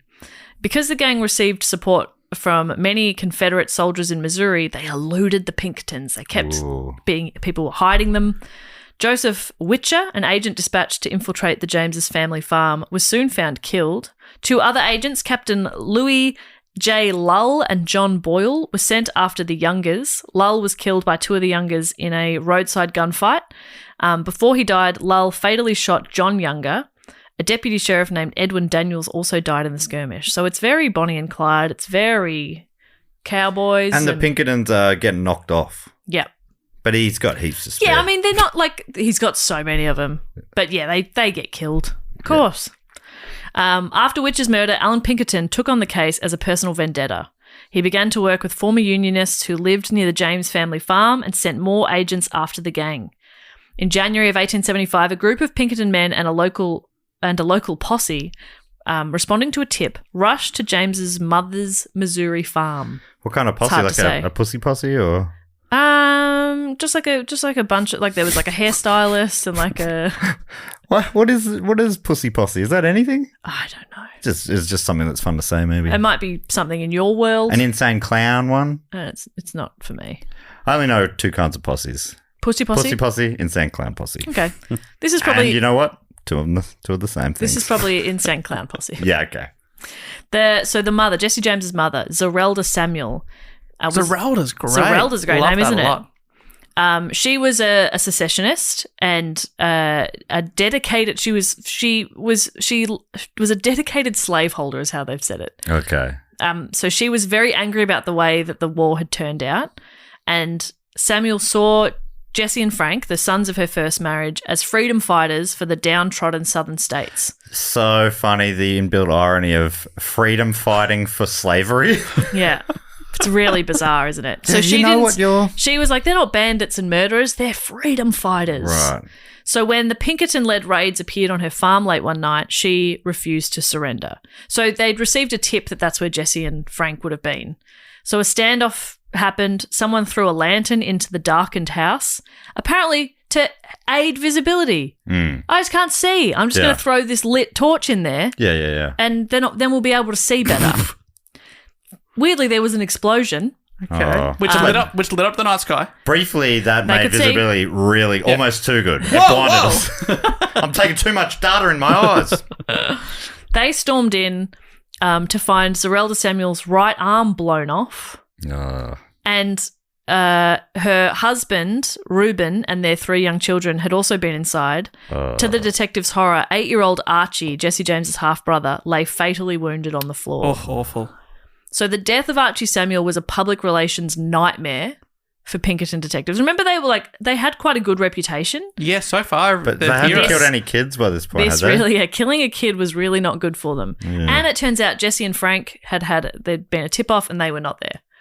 So not that it would have made it any better if they had caught these bandits, but there's even less to show for it. Well, now you look like you're bumbling as well. Yeah, exactly. You made this horrible mistake. And they're like, oh, no, it was an accident. But it's like, that seems sus. Anyway, they're saying that afterwards. Quick, let's get our story straight. Yeah. It was just to see. We threw that bomb in there to light up the place. As in light up visibility. Visibility. That's what we meant. How could we know a child was in there? When I said to the guys with all the bombs, light it up, I meant visibly. Yeah. It was a crosswire. We didn't know that there was a family inside this family home. How could we have known? How could we know? How could we have known? We had to check. And you're mad? Oh, everyone makes mistakes. They just go through that roller coaster. Yeah. Oh, sorry. Well, if I'm in trouble for trying to save my country, well, then I guess I'm in trouble. Am I in trouble? Oh, great. Well, if that's a crime, well, then I guess I'm a criminal. Okay. Huh. And then every war has its casualties. Yeah. Yeah, it's like... So public opinion, which had been very supportive until now of the Pinkertons, it really shifted. One sensational biography of James, published a few years after his death. Is that you describing it? Yes. Oh, mate, that's it was my review. sensational. This was I knew it. Did you hear me hesitate before I said sensational? Turner. I knew this would happen. That's why I was like, do I say it? Well, if you look, I think you got 2 choices. Don't say it, or do and it's fine, and do and accept it. But don't shoot us down for just trying to be involved in the show, doing the thing that we always do. Yeah. Oh, I knew it. I knew you'd try to make light of a thing. Yeah. Yes, that's what the show is. Jess, please. I knew you'd use that microphone to talk. Honestly, you've made me feel very small in that moment, and that's just honest feedback, okay? Yeah. But tell us more about this sensational Your Words book. It's so good when he does that, to just give him nothing and then watch him eat his own top lip. Just, oh no. Okay, just a bit of honest feedback. And as soon as we stop recording, he'll go, we're okay, right? Like I was saying. I was just joking. I was just doing a little joke there, having a bit Jess. of fun, right? We're okay. That Jess? honest feedback, Jess. That wasn't really that honest. And Jess will give you the silent treatment for 6 days until we record next week. Yeah, I know. No I'm a replies. nightmare. And the loop continues. Pig girl will not reply. No! Sorry, Pig boss girl hog. boss hog. Okay, anyway. So the biography ruled that the explosion was a dastardly piece of business, a cowardly act, thoroughly inexcusable. Though Pinkerton insisted it was one of the locals, not one of his men, that threw the bomb, the tragedy did much to build Jesse James's legend and stain the Pinkerton Agency's reputation. So have they gone from saying it was only to light them up and we didn't even do it anyway? It was somebody else. It wasn't even us. But we're copping the blame for it? Okay, yeah, that's typical. So he'd been defeated. After seeing his detectives denounced as murderers in the paper, Alan Pinkerton reluctantly called off his war against the James gang. Sorry, I got emotional there.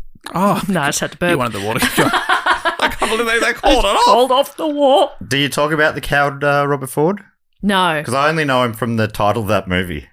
And you don't talk about any of the other people from the James gang? No. Just because I looked up to see who played the actors. Who played the characters? Which actors are? Brad Pitt, Jesse James, Casey Affleck as Robert Ford. I haven't come across this guy before. Paul Schneider as Dick Little. Oh, that's good. He was one of the last surviving members of the gang. Dick Little.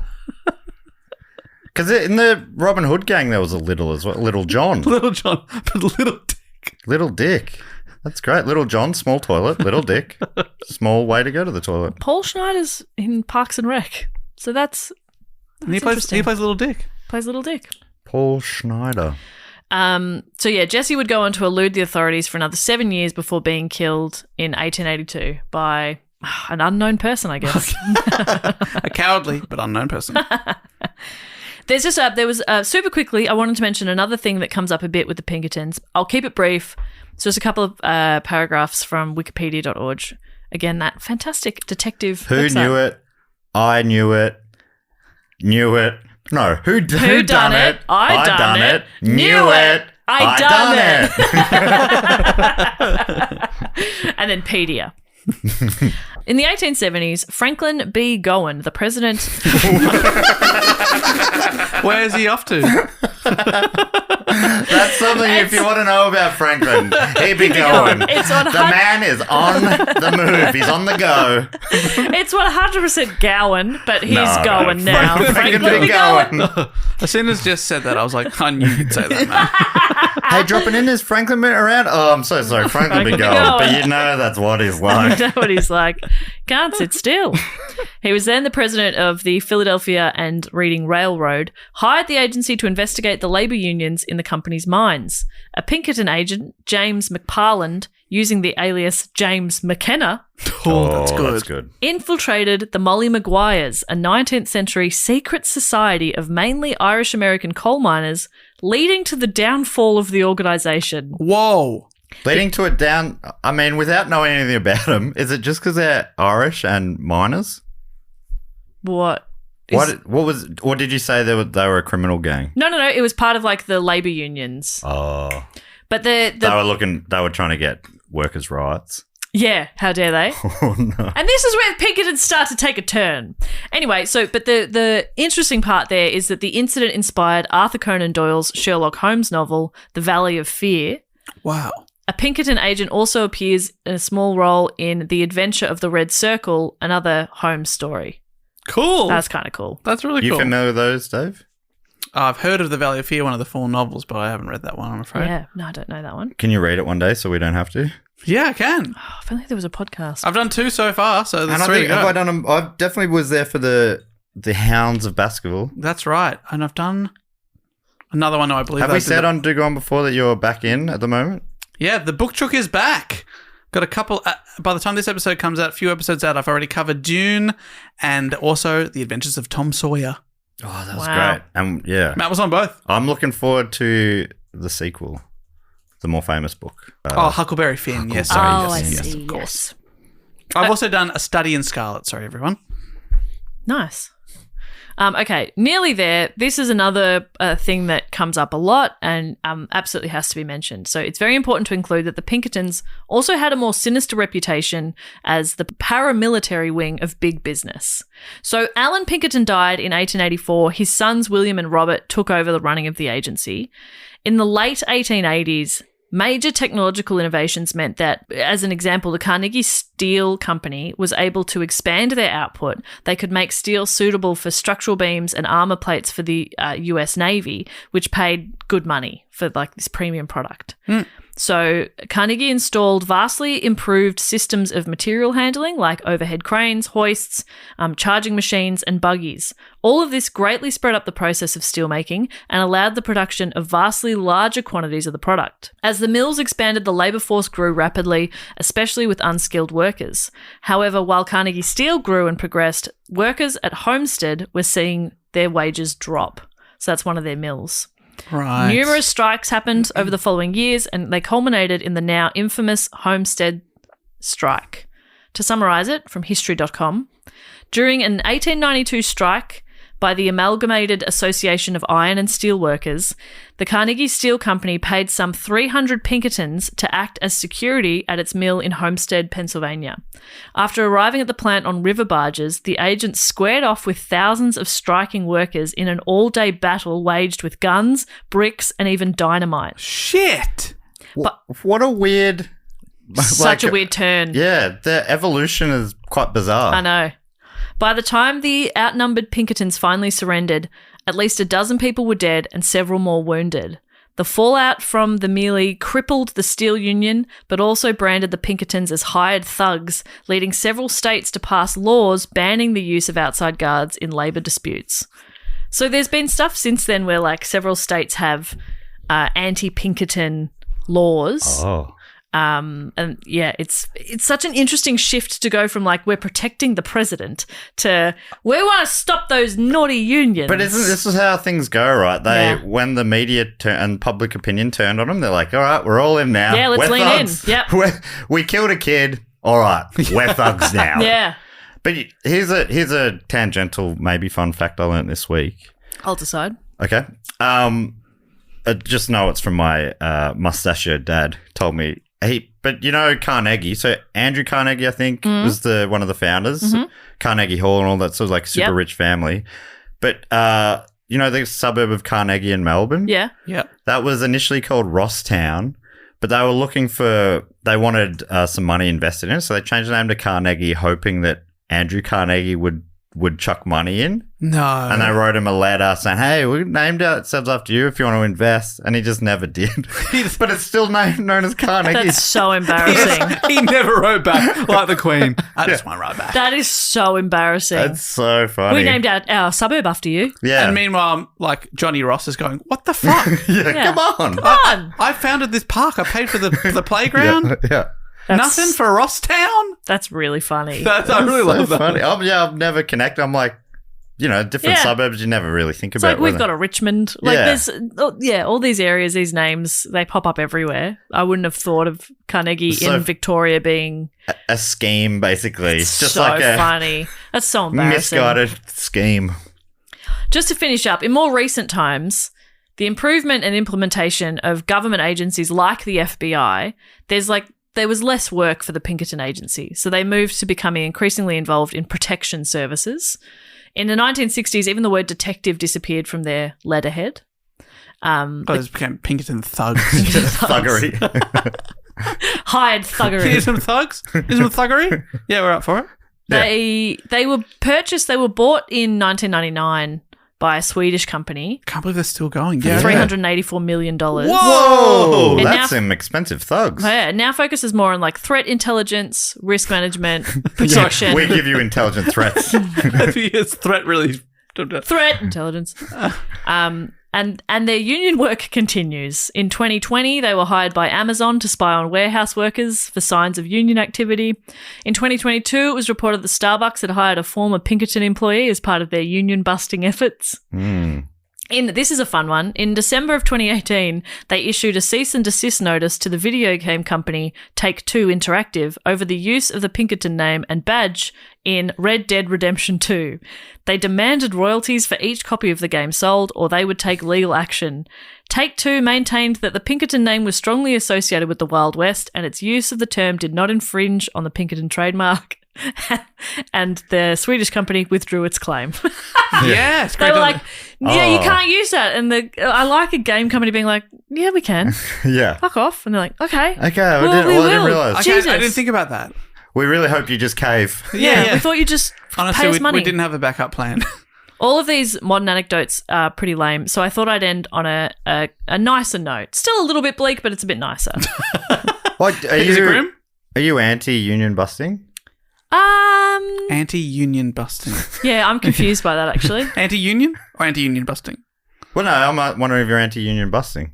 Well, I think, I don't know. Yeah. I honestly, I am stupid. I don't understand any of it. I don't know why. I was trying to put you on the spot to make you say something that you'd regret, and you refused to. Truly, so. I understand none of it. But because you know. Hey, no one asked. Anyway, so like I said, I was Well, this is finishing what up. I think about it. But you know, it's hard, isn't it? Well, we had that old CMFEU stuff going on recently. Like, no, you know, some unions are sometimes. Anyway, what were you? I just think when it's like 17-year-olds working at Starbucks, Oh, no, I'm not.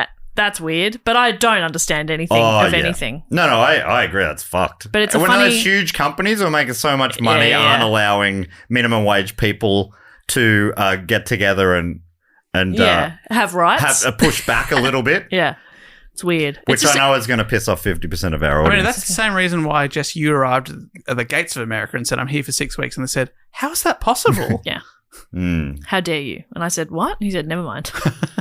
So, yeah, I know there's a lot of union-busting thugs who listen, 50% of our 50%, audience. So yeah. I apologise to them, but yeah. We mean no disrespect. You're proudly calling yourself a thug? Yeah.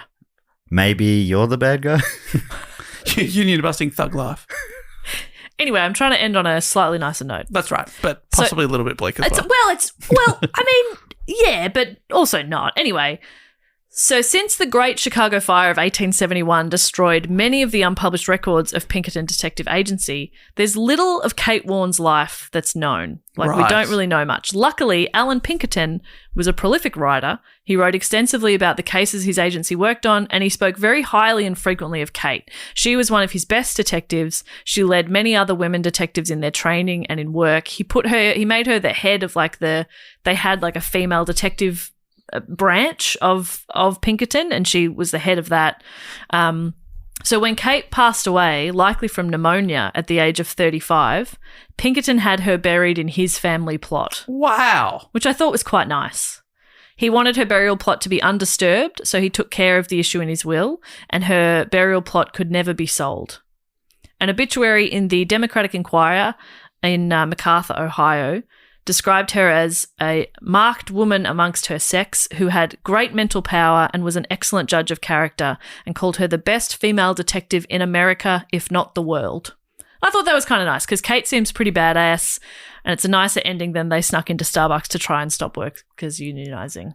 Yes, I think Kate was from the golden age of Pinkertons. Totally. And I was, a part of me was like, maybe I'll save some of this and do a whole report on it, but there's just not a lot of information. Because a lot of the records were lost. Yeah, and there wasn't much about her early life that was known. Any relation to the Sheik of Tweak? I can only assume. Spelled the same. Yep. So, yeah, I can safely assume yes. So probably the second best Warren we've talked about on the show. I believe so, yes. Wow, top 2 Warrens. But I thought that was kind of nice that because she joined the agency as a very young widow, and didn't have children. He was sort of like, you'd be buried in my family. That's nice. Getting things done. Widowing at 23? Yeah, freaking hell. Some people really put the rest of us to shame. Achieve. Yeah. God. Fucking hell. Hearing stories like that and you're like, by 23? You've got married and widowed? Incredible. I wonder how, because he died and then his sons took it over and it seemed to have become a completely different thing, how Alan Pinkerton would have seen where it all went and been like, whoa, what? I just started out making barrels and I saw some people in the forest doing something I thought was a bit dodgy. Bit wild, and then isn't it? this happened? I think he was a bit anti-union, but so who knows how he would have thought about how the business turned out, but pretty crazy to have started out of, him just finding some counterfeiters. I think you're right in saying that the whole union thing is complex, but I feel like there's a role to be played, perhaps. And I know people come to this show to find out what they should think about such things. Yeah. And I think... And they come to this show for 3 fence sitters. Absolutely. I'm not sitting on the fence. I'm not sitting on the fence. So what are you saying? There's no podcasting union, but if there was one... You'd be... I'd probably be in it. Okay. Let's start one. Oh my God. Finally, we can have some rights. We would take it to our bosses. Us. But there you go. Kicking off Block 2024, the number 9 Pinkerton Detective Agency. That is so fascinating. And that, like Matt said, he's Forrest Gumping his way. All those famous stops and he's meeting these famous people and going after these very famous outlaws. Yeah, and there's even more. Like I said, those were I was like, fuck, this is a huge topic of, and some bits of information there was just like, there's a couple of paragraphs about this, and so it was hard to narrow it down, and that's why I really appreciate the people who suggested it, talking about some of their favourite parts in their pitch. Because it is just a century-old organisation. So that's much the history. hardest thing, but it's also Dave and I sitting on the other side of things. We didn't know anything about it, so we don't know the things that have been left out, and it was an amazing story. Yeah, that felt like a greatest hits. Wow, which we appreciate. Huge greatest hits with the greatest bits. What of the story? I didn't mean your giblets or anything. Greatest hits with the greatest tits. Oh, tits, sorry. Perfect. Okay. Perfect Perkins, greatest bits with the greatest tits. A memoir. A memoir. Well, that brings us to everyone's favourite section of the show where we spend a little time thanking and appreciating our fantastic supporters. If you want to become one of them, go to patreon.com/dogoonpod. And you can get all sorts of stuff once you're involved there. Can I test your memory, Jess? Do you remember what kind of things you can get involved in on our Patreon? Let's throw it over to Dave. Okay, what I would have buzzed in with, Jess. Do you remember we do now 4 bonus episodes a month? Oh, yeah. Basically, one every week. Every Sunday, a new episode comes out. We do reports. We do quizzes. We've got the Do Go On Movie Club these days. We're watching fun movies. And we've got the Do Go On D&D series, a new episode every month in our brand new campaign with Adam Carnevale hosting. Also, you get to hear about live shows before anyone else, get discounts, you get to be in the Facebook group, you get to vote for topics, you get to suggest block topics. Something that the patrons are going to be doing if they're coming to the live show on Monday, on the weekend, I'm giving them a tour of Stupid Old Studios. They're the kind of little fun things that we do in the Patreon group. Yeah, just becomes more of a community thing, yeah. It is. There's heaps of things, and we don't even organise a lot of them. Our group mother, Sophie Tudor, she puts together some swaps. We've done T-shirt swaps, snack swaps, keyring magnet swaps, I think was one. None of this is ringing a bell. You remember Patreon.com? I've been away for a while. Yeah. And we do Patreon. Whenever I'm traveling around, I'll do a Patreon catch-up in different bars and stuff. Had so much fun. Been led astray by Patreons around the world. That's nice.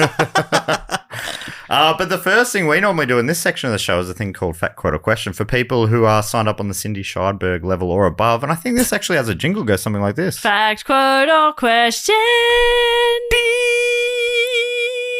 He always remembers the ding. She always remembers the sing. And he said Cindy, right? Yeah, the Cindy Scheidberg. Great. Was that was that Sydney's what sister? Was his name? Cindy Scheidberg. Oh, no. When he was undercover in a wheelchair, he was my sister, Cindy Scheidberg. Hey, I'm Cindy. Yeah, that's her. Hey.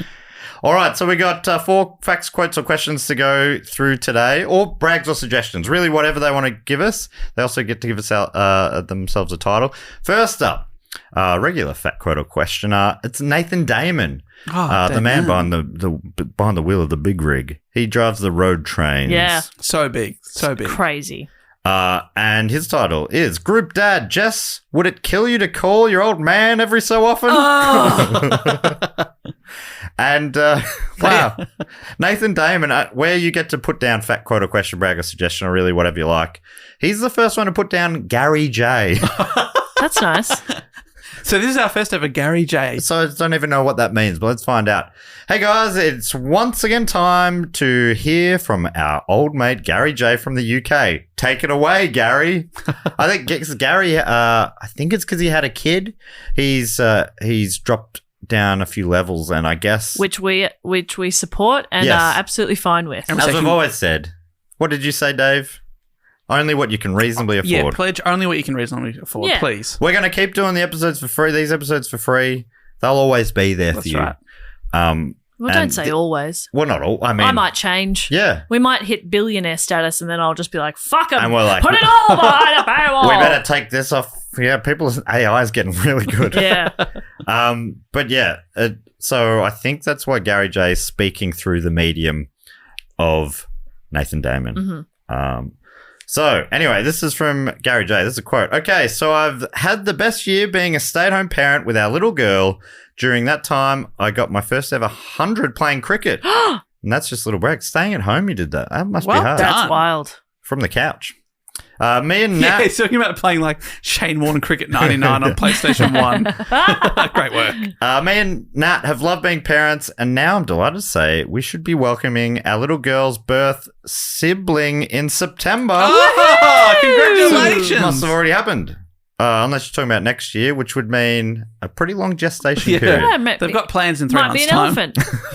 Okay. Never know. Could be. Don't they have really long gestation? Yeah, very long. Thank you. Gary and Nat, congratulations. Huge. Congrats. So, Jess is a beautiful name. Ooh. And due for a comeback. Boy or You should be girl? at the front of that. Jesse James. Oh my God. Anyway, so I'll be having more time at home looking after another child, and try to keep the house respectable. After telling the pod about the adoption last time, I got so many private messages of other patrons congratulating me and telling me about their stories of adoption, which showed me how common it is. I love the pod community, and thank you for Mr. Nathan Damon, Group Dad, for letting me waffle on about me and mine for a bit. Ta-ta for now, and see you in November. Can't wait to see you, Gary J. Can't wait to see you, Gary J. Gary J in the flesh. Because we're doing a Birmingham show. Gary J in the UK. Yes. What a treat. Is Birmingham, it might be the only show with tickets left available? Or maybe there's still some for London? I don't know. There's some tickets in London, I believe. But you'll be able to find out if you just check the old web. Possibly also Belfast. Oh my God. Can't wait to go to Belfast. And one last thing from Group Dad before he goes. I'd like to send out a huge congratulations to fellow Perth patron Tamara Felsinger on the release of her new book, Blood and Stone, published under her author name, Tamara M. Bailey. A huge achievement. I presume Dave is bringing back Book Cheat just to cover it. Well, I'd better go. That truck won't drive itself. Yet. Oh, well. Wow, Nathan, thank you for giving us these great news about Patreon supporters. It's so lovely. Yes, Nathan Damon, just a mere conduit. Yeah, that's lovely. Congratulations on the book. Blood and Stone, love it. Next one comes from Dave Loring, who I believe Jess calls, what did you call him? The only man you'd trust to lift you over his head? I say that privately. Oh, okay. Well, forget I said anything. Anyway, Dave's got the title of Recovered Movie Buff on the brink of relapsing and relapsing. Dave's offering a fact, writing, "Hey mates, I bring you a fact that's more of an anecdote than anything." Okay. Well, you could have written anecdote. That's a possible subgenre you could use. I guess so. So no pressure. But I presume that's up to the same determination level of fun facts. First, little context, mainly for international listeners. Movies, TV shows, and some publications have a legal requirement to be classified before they can be sold / distributed / exhibited in Australia. We have 5 classifications. G, PG.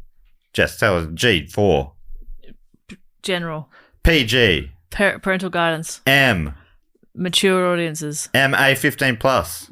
As it is described. 15 plus. Yeah, you just have to be, I think. Or an R18 plus. Restricted. Naughty. The first 3 are only advisory categories. The latter 2 are legally restricted to their age groups. Anything that the classification board assesses that exceeds what's allowed in an R18 plus category gets refused classification. If you want to be super technical and split some very annoying hairs, we don't technically ban movies. We just refuse to classify them, making it illegal to sell, distribute, or exhibit the movie in this country. So, well, I thought there was is there not an X rating? No. Yeah, that's for porn. Yeah, so is that illegal to be sold in Australia then? Or is Dave just talking out his ass? Anyway, so in 2003, Australia slapped the movie Ken Park with the refused classification. Film critic extraordinaire Margaret Pomerantz held a public screening of the movie at the Balmain Town Hall in protest of what she and many others felt was governmental overreach. The event was pretty public, and as such, the police turned up to put a stop to it and to seize the offending material. Isn't that wild? Imagine being a cop and that's what you sent out to do that day. Like, go get that DVD. Yeah. And you'd be like, what the fuck am I doing? That dreaded Margaret Pomerantz. Yeah, like there's actual people I could really be helping, and this is what I'm doing. It sounds like a job for the latter-day Pinkertons, really. Yeah. Yeah, we'll bash the shit out of it if you want us to. No, it's okay. Just get the DVD and punch the old lady. Yeah. Do you want me to punch Margaret Pomerantz? Done. We'll pummel Pomerantz. Right as the movie started, police made their way on stage at the venue and began negotiating with Pomerantz about how exactly they were going to arrest her. As would later come out, none of them particularly wanted to detain her and were there only because it was objectively an event being held to contravene a law in the country. So, yeah, exactly like you're saying. They're like, don't make us do this. We hate this, Margaret. We're so sorry about this. Big fan. Yeah. You're a national treasure. Is David nice in real life? No. From what I've heard. Anyway, allegedly. Right as I think they're the yin and yang, right? Of course. Josh L tells the story about him being a prick. Oh, right, there you go. I might be. I'm just looking up the Ken Parks movie now. Do you want to tell me? I'll tell you who's on the soundtrack. Sure. On the soundtrack. On the soundtrack. Okay. Will this give us a clue as to why it's been banned? Well, no, I just think that you might like this. It's got Rancid, Bouncing Souls, Oh my God. The Roots, and the final track, The Shags, and their track, Holy shit. Who Are Parents? Oh my God. Amazing. Now I know why it's banned though. Who Are Parents? I was going to say I've seen all those bands, but I have not seen the Shags. Unfortunately not. Fortunately, I'm pretty sure I've seen the Roots, at least on Jimmy Fallon. Yeah, that's them? something. I feel like I saw him when I was in America, but maybe not. While these negotiations were happening, someone in the crowd decided that they could still get one last protest move in, so they turned the projector, which was still running, away from the stage and onto the wall of the town hall, making the picture even bigger and attracting much applause and cheers from the gathered crowd.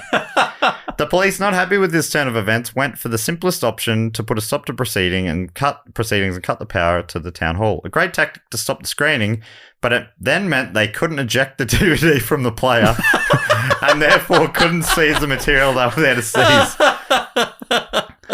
Side note, I learnt this and many other things aside in an excellent book about film censorship in Australia called Book of the Band by Simon Mirado. It's a very funny and very informative book that any other movie buffs, recovering or otherwise, should check out. And yes, that's right. This fact was also a suggestion all along. What a twist. Big, strong hugs to you all. Stay safe and well. Wow. Just be gentle with those hugs, please. Yeah. You don't know your own strength, Dave. That was really entertaining. That was a mini report. Yeah. Loved it. I kind of wish you didn't burn it there, Dave. I would have loved to have done that as a bonus episode. Leave a bit of sizzle. Come on, Dave. Next one comes from Tess Chilcott, aka Mother of a Dragon, at least born in the year of the dragon. Oh, my God. And this is a brag. Tess writes, I would like to brag that I finally had my daughter, Margaret Lewis, or Lois, I think.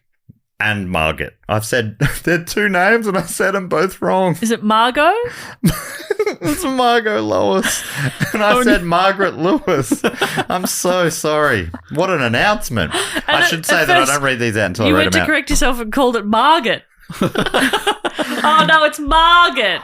If it wasn't for Robbie, I've never heard the name Margot before. I love the name Margot. It's good, isn't it? It's really good. Strong name. Yeah. But get rid of the T, you know. But then I probably would have said Marjo. I would like to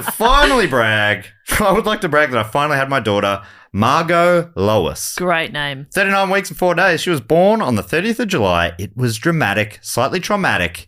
A birthing tale that ended in preeclampsia and an emergency C-section. But we are all, and just both of us, well. Margot is quite possibly the cutest little red-headed bubba girl in the world.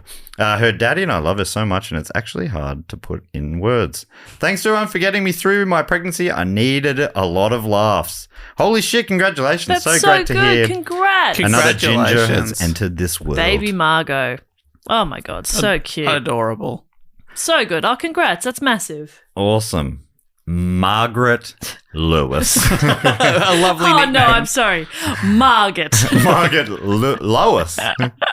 Or is it Margaret Louis? Is it a silent S? I know sometimes these words have a silent letter. Yeah. Last one comes from Charlie Habert, or Habert, aka amateur etymologist, with a suggestion. Charlie writes, the word eke survives today only in the phrase to eke something out. Eke, not eat. But it used to be a much more common word in Old English, the ancient version of English spoken between roughly 500 and 1200 AD. In these times, eke meant an increase, a little bit more, as well as being used where today we would say also. So you'd sort of say, well, a couple of things. You know, I wasn't really sure if I was going to be available on that weekend. Eek. Old English. The last time I caught up with Johnny was really weird. Eek. Or like for like a thing of like, do you want sauce for that? Just an eek. Yes. So that would work. A little bit more. A little bit more? I think so. And increase a little bit more. Eek more. Eek more. Eek. Can I grab a skinny flat white? Eek. I'll grab a muffin as well. Eek with eek of milk. That's all. Back then it meant everything. Eek, eek, eek, eek, eek, eek. And they understood. Eek. Eek. God, we've gone backwards, haven't we? Yeah. All these words It's too we need complicated now. Yeah. Old English, like its German and Scandinavian cousins, also made frequent use of word compounds. For example, if two people in the same village had the same first name, another name would be needed to differentiate them. This was called an eek name. In Old English pronunciation, this rhymes with meek llama. Okay, so what llama? Nama. Oh, eek nama. That's fun. Literally an also name.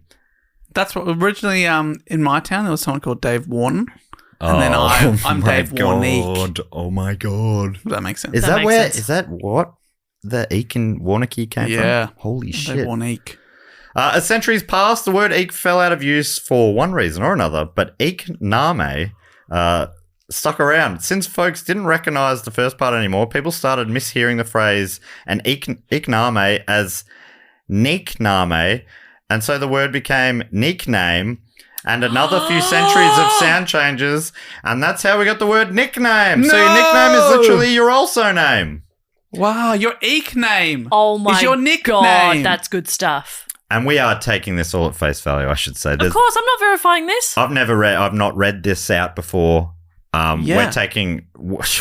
It's possible that we're being taken for a ride here. Wow. But I doubt it. No, that sounds so real. The process of mistaking where one word ends and another begins is called rebracketing, and it's not uncommon in many languages. It's also how we got apron from napron, auger from norga. All right, now this sounds made up. And orange from naranj. Auger from norga. Yeah, remember? Auger. You know, the word you use all the time, auger. I might be saying it wrong. Now, please decide. Do you mean ogre? A-U-G-U-R. That's auger, isn't it? I can't see how it would be anything else. Yeah, you're right. Now, please decide amongst yourself whether this fact falls on the fun, dull, grim spectrum. It's not grim. It's pretty fun. It's not dull, especially when the nickname reveal came in. Yeah, the nickname reveal was exciting. That kicked it home for me. There were two great mini reports here that we've burnt. Yeah. And I loved them both. Thank you so much to Charlie. Well, that's how a big block is. We have mini topics within the big topic. Yes. That's crazy. Charlie, Tess, Dave, and Nathan, all fantastic. So we had two fun mini reports and two huge announcements. One baby incoming, one baby already here. Yeah. With the beautiful name, Margot Louis. Our next thing we like to do is shout out to a few of our other fantastic Patreon supporters. Jess normally comes up with a game based on the topic at hand. True, I do. And I can't think of anything for today. A use of a thug. If they've got a... Yeah, it's what they've hired Pinkerton for. Yeah, thugs for hire. What are they? Fantastic. All right. God, you're good. Yeah. I don't tell you that enough. I tend to be a bit of a dick to you. Yeah, you're really mean. Yeah. I have a lot of issues because of how you treat me. Yeah. And it's nice to finally be able to say that out loud to someone who's not my and I treat you that way because of a lot of issues you have. It's sort of a vicious cycle. Yeah. It's vicious. Because you're awful. And so then I treat you awfully. And I become more awful. Exactly. Now, how do we want to set this up? Explain to me again what we're doing. Read the names. Okay. And we're thanking these great Patreon supporters. And then I'm gonna give a scenario, and Jess is going to tell us how thugs would be useful in that scenario. Yeah. So this is like what these people are hiring Pinkerton thugs for. Gotcha. So you give us the name, Dave. I'll give the scenario. Jess is saying how the thugs will be utilised. Perfect. All right. I would like to thank First Cab Off the Rank from Altona here in Victoria. It's Kate Skelton. Kate Skelton. Okay, so the event Kate is calling Pinkerton in for is her graduation. Oh, like a party or just the graduation? Well, the graduation. So it's the event, depending on Kate's age, just finishing uni or high school or second uni. Great, I've got it. So, Kate, you know how like sometimes graduation videos will go viral for various reasons? Kate wanted to go viral, so she's hired one of the Pinkerton agents to tackle her as she goes up to accept her diploma. That's a great use of Pinkerton. And it's going to get a couple 100,000 views. Yeah, that's great. Minimum. That's getting on the news. That's going big. That's going on the project for sure. Oh, for sure. Check out this wild graduation over in Altona. Yep. Thank you, Kate. I'd like to thank from Bellevue in N-E. Nebraska? Nebraska. That's a total guess. That No, I is- think you're bang on. A touchdown from Jess, and thank you to Nicholas Guy Hall. Great name. Triple Nicholas barrel. Guy Hall is calling up Pinkerton for the BNS Ball, which they might not have in Nebraska, but they're trying to do a bit of Australian culture over it, which I think is real, over there. And the BNS ball is Bachelors and spinsters. Yes, like a singles night type of thing. And the country, yeah. right. So you're supposed to go to hook up or You find could- love. I think people just get blotto. Yeah. Yeah. Go there, get wasted. I love our Hope culture. something happens on the dance floor. So obviously the Pinkertons have been employed as security, Oh, yeah. as door bitches, Yeah. and to man the cloakroom. Yeah. Make sure everyone's rolled onto their side when they're spewing on themselves. That's right. Carry out anybody who gets into a fight, Hmm. and then beat the shit out of them outside. Yeah. Say no fighting. No, come on, that's Unless enough. I'm doing it. And then they just pound them, but not in a fun, sexy way. No. Whoa. With their fists. Unless they ask him No, really not in a nicely. fun, sexy way. I'd like to thank now from Manchester, a place we'll be next month live at the Frog and Bucket. Thank you to, which is such a great Just name for funny. a comedy club, Farrell. Well, Farrell has called in Pinkerton because he is getting his taxes done. Hasn't done them for a few years, so he's got a meeting with the accountant and has asked Pinkerton to go in with him. How come? Intimidation. Yeah. To intimidate the accountant into doing some tax fraud. Wow. And it's going to work. Pinkerton is scary. Yeah. They are armed to the tooth. Yeah. He's going to say stuff like, I don't think you need to carry that too. Stuff Oh, like that. okay. Yeah, so that very scary stuff. Yeah. I don't know if that too needs carrying, actually. Yeah. Farrell. You're wild. Farrell, great work. Love it. I would like to thank now from, sorry I went silent for a second there because I'm looking at this person is from China, and then the city and state that comes up is not in English letters. So I've had to do looks like Mandarin letter numbers to me from like going back to my grade 5 and 6. Wow, but I've looked it up. Well done. They are from Chengdu in the Sichuan province. Nice. Which I've been to, where they have the world famous Chengdu Research Panda Center. I thought you were going to talk about the Szechuan sauce. No. They've got more pandas there in one place than anywhere else in the world, Whoa. which is very, very cool. And I've met a panda there, and I got to... Okay, is this about you or is this about... This Because person... I remember that first letter of the state, we used to say looked like a pair of jocks when we were kids. Oh, and that's a number? But I thought it was, but I might be wrong. It was literally centuries pair ago. of jocks. It was literally last century. I love our culture. Look like a pair of jocks. And supporting us all the way from China, thank you to Cole Maravilla. And Cole Maravilla has invited Pinkerton to the unveiling of a new panda baby. Yo! To intimidate that panda baby. Do what you're told. Breed. That's amazing. Maybe she's breeding, don't they? Oh, big time. They, I think it's a very limited window, and they are not DTF a lot of the time. Okay, hey. It's the letter. I get it. Again. The scenario has to be just right. Exactly. The music, the lighting.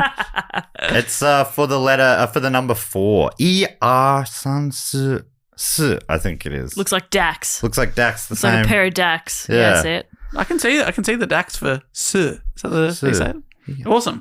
I Thanks. mean, yeah, I wouldn't be going in saying no, correcting Chinese people. No, my mate Matt, he said it's Sir. Sir. He said it's Dax. But we don't have many Patreon supporters in China, so thank you so much, Cole. Awesome to have you listening. So good. Looks like a pair of jocks. That's funny. I'd like to thank now from East Brisbane, back home in Queensland or in Australia. Thank you to Holly Champlin. Holly Champlin. Holly Champlin, the Great champ. I've had BNS, now we're having the BNF. So they've invited Pinkerton along to the annual BNF for the local football and netball club in the town of East Brisbane. And B&F stands is- for- Oh, best and fairest. Best and sorry. fairest. B and F. Yeah, go. Not BNF. I thought you had just taken the C out of boating, camping, fishing, but okay. Well, they brought in BCF and fun. Pinkerton, obviously, to tally up all the scores. They were also known for maths. Oh, yeah. Yes, 3 votes, etc. Because like the Brownlow, they'll get in like one of the big 4 accounting firms to do it. Yeah. But in East Brisbane, they get a thug agency. That's right. Yeah. To intimidate the votes. Yeah. Make sure that there's no mistakes. Yeah, that's great. I think Holly will be really happy with the results. And those results be whatever she asks them to be. Who do you want to win, Holly? Holly has rigged it. Just write here who you want to win and we'll put it on the form. 3 votes. Holly Champlin. She didn't even play. She didn't even play this year. She did her ACL. And she's won the best and fairest in both football and netball. Big year. Didn't play either. No one's done the Incredible. double since Holly did it last year. Thanks, Holly. I would like to thank now from Toronto over in Canada. Thank you to Kendra. Kendra, okay, has invited Toronto. Dave and I, it's not quite the same, but Dave and I recently did we're starting to do some corporate trivias. And we did a corporate trivia for a great listener who runs an accounting firm in Alaska. Very cool. Which is vaguely near Canada. But anyway. I mean, a lot Yes. closer than we are, so yeah, sure. yeah, I mean, they are on the other side of Canada, I believe. Katie, who ran it, though, was telling us that rutting season for moose is coming to an end. Yeah, have you heard that before? Rutting season, Jess. Sure. New term for us, but we loved it. But anyway, Kendra has invited you over for, like, not in Toronto, obviously, out into nature, Yeah. but Kendra wants to bring a small team of Pinkerton experts for rutting season. What are the Pinkertons going to be doing there during rutting season outside of Toronto, Canada? It's where they bang. I understand, Dave. Okay, you looked a little confused. Well, I'm looking at you like it's obvious because it is. Well, obviously, we want to give them some privacy. Privacy sheets. They're holding up. Is that what you're thinking? Holding up sheets. I just think they're just keeping people away yeah. in Oi, general. oi, oi. Like, And how are they doing that? intimidation. Yeah. Beating the shit out of them. Yeah. There's bushwalkers coming through. Whoa. What are you doing here? Oh, just going on a beautiful walk up. Bashing an old lady. That's what the Pinkertons do. Hey, for the right price. And a beautiful use of their forces. And their resources. Forces and resources. And a little plug here, if you want us to do a corporate trivia for you or your company, we can do it online anywhere in the world. Or your buck. We did one at a live at a Melbourne Bucks party. That was super fun. Hey, if you wanted to pay for our flights and accommodation, we'd do it anywhere in the world. Basically, we will ask questions in any circumstances. Yeah. Just we're saying. pretty sure we're going to to Katie's accounting firm's Christmas party. Christmas party and their annual golf day in Yeah. Alaska. Awesome. Which we're looking forward to. by the way, Jess, we might be moving to Alaska. Great. See Very ya. cool. I would like to thank now from Hamlin Terrace, another place we would happily do a trivia if we were invited. From New South Wales, it's Kaya Elliott. Kaya Elliott. Kaya's getting married. I don't know if Kaya knows that or not, but Kaya has invited Pinkerton to the nuptials. Love that. Just to seat fillers. Okay. Yeah. Not as many RSVPs as they would have liked. Kaya's spouse, their side's looking a little empty.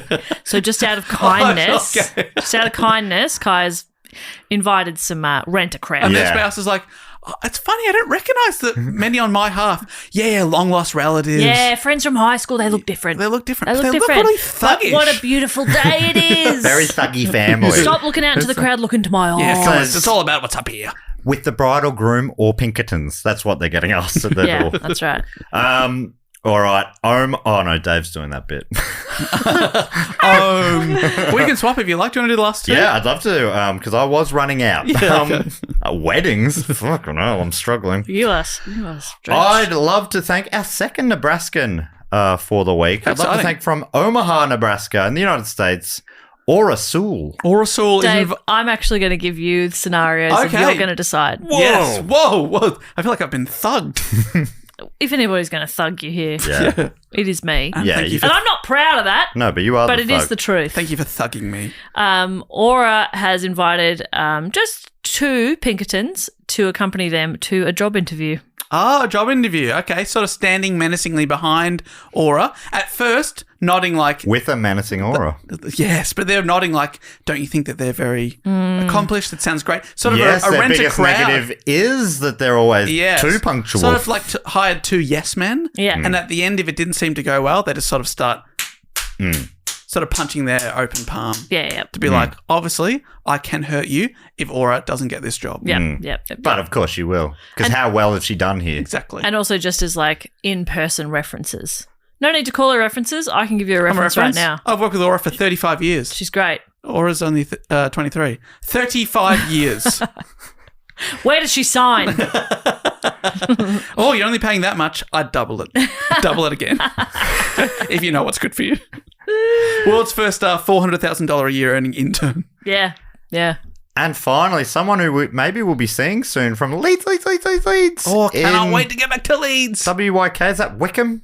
No, it's probably not. But anyway, in Great Britain, please and thank you, Jessica Gray. Jessica Gray is actually bringing some of the Pinkertons to our live Do Go On show in Leeds. Whoa, Wow. seat fillers. Yes. I think that one's sold out, but they can stand at the bar. What they're doing is they're ferrying, because the crowd's quite full. We've been to this venue before, the Hi-Fi Club. It's quite packed in there when it gets sold out. But there is the Pie Minister next door. Yeah. So we need big thugs to carry the pies that we order through the crowd back to us in the backstage room, in the green room. That's why Jessica's got them? Oh, Jessica's with us backstage, I guess. Yeah. We're having a private pie. Or she's just given it just out of the goodness. Out of kindness. It's a gift. That's really nice. Jessica, that means a lot. Because we love Pie Minister. We love it. Yes, Prime Minister is something we would often say. Yeah. Can't wait to get another Catherine of Aragon pie. Oh, my God. Wow. And me, I can't remember the name of it, but it was like Kevin, I think, or Keith. The Kevin. Yeah. The Kevin. Yeah. Okay, I do remember the name of it then. I don't remember. Maybe it was the same one? No, but there were multiple vegetarian ones. There was one with red wine. Maybe that was the Kevin. Was it a red wine jus? No, I don't think so. Anyway, I'd love to thank Yum. once again Jessica, Aura, Kyra, Kendra, Holly, Cole. How many Ks have we got? Farrell, Nicholas, another K, Kate. That is pretty good. What a dream team. What a dream team, indeed. And the last thing we need to do is welcome a few people into the Triptych Club. Dave is so good at explaining what this means. This is our Hall of Fame, where people that have been supporting the show on the shout-out level or above for 3 consecutive years, we induct them in. We welcome them into our clubhouse, our theatre of the mind, hangout zone, friend zone, lover zone, whatever you want it to be. And there's fun, there's games, there's stories to tell. Really? Friend zone's got such an unnecessarily negative I know, connotation. it's What a great lovely place to be in. I'd love to be in a zone with my friends for all Friend eternity. zone sounds fantastic. Because once you're in, you can never leave, but why would you want to? And we But always... I'm horny for my friend, and they don't feel horny back. That sounds awesome. You know, build it up, mate. Build it up and let that love go to someone who wants it. Perfectly said. Lovely. Jess has kept me in the friend zone for so long. Build it up, mate. Now, I'm building. Let it go to somebody else. So Dave normally books a band. Jess is behind the bar. So good to have you back behind the bar, Jess. Yeah. It's Pink Lemonade this week. Oh, fantastic. Do you do hard and soft? What? Nah, yeah. What do you put in the hard? Is there a pink vodka or something? Grapefruit Yeah. vodka or Yeah, something? there'd be pink vodkas, You but know- also like the lemonade's pink and vodka's clear, so it doesn't have to be a pink vodka. Yes. You know the Meredith Music Festival's Yes. Pink Flamingo? Yeah. That's a grapefruit softie Yep. with vodka. Yep. But yours is totally different. It's a Mine's pink lemonade, hard which is pink different. lemonade. Yes. Totally different. And it's very refreshing. Very And nice. Dave, have you booked a band? you're never going to believe it. What? I've been courting this superstar for so long. Very hard to get in Australia because they sell out millions of shows. But we've got an exclusive acoustic set from Pink. Oh my god! Wait, acoustic, so none of the aerial shit. Still aerial. Oh, fuck but, yeah. But underneath it's just ding digga ding digga ding Love brum it. brum. As long as she's just doing strums. flips, I'm happy. Yeah, heaps of flips in our quite small club. Which song of hers is that one? Ding, ding, ding, ding, ding, ding, ding, ding. Yeah, that's off the new album. I probably shouldn't have, but she played it to me. I make all the acts audition. Is she, very weird. is she doing an acoustic cover of Heart's Barracuda? Yes. Ding, da, da, ding, da, da, ding, da, da, ding, If ding, somebody ding. was going to do a great cover of that song, I would believe Pink could do it. Yeah. Yep. Pink could. Love you, Pink. Honestly thought when I started I could do a better impression of an acoustic guitar strumming than I actually could. Yeah, I think that sounded like it was plugged in. Yeah. Anyway, we've got 5 inductees this week. Is that all we need to do before we get in there? Absolutely. I'm We're standing on the rocked. door. I've got the guest list on my clipboard. I'm about to lift the velvet rope. If you hear your name, Joel gone in, and Dave's standing on the stage ready to hype you up with some weak wordplay based on your name or your town of residence. Jess will hype Dave up because he feels a bit bad because he's not that good at this. First up. What the fuck? What the hell? Thank God you're here to defend me. Oh my God. What's it been like for 6 well, weeks? I don't miss this. A lot of cowering in the corner. A lot of crying from me. Oh, I don't miss this one bit. I don't miss this at all. All right, so 5 names. If you hear your name, head on in. Here we go. From Chicago, the Windy City, Illinois, it's Copper the Coyote. Cop this! Woo! And then they run in like it's like, Yeah. cop this. Oh, yeah, kick the door down. I think I've learned recently that maybe Americans say coyote, not coyote. Is that right?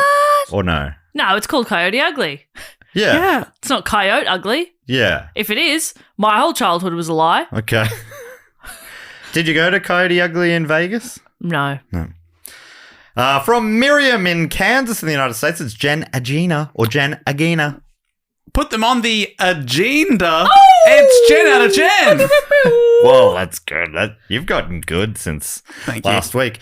From Kent You're a bad liar. in God's country, Ohio.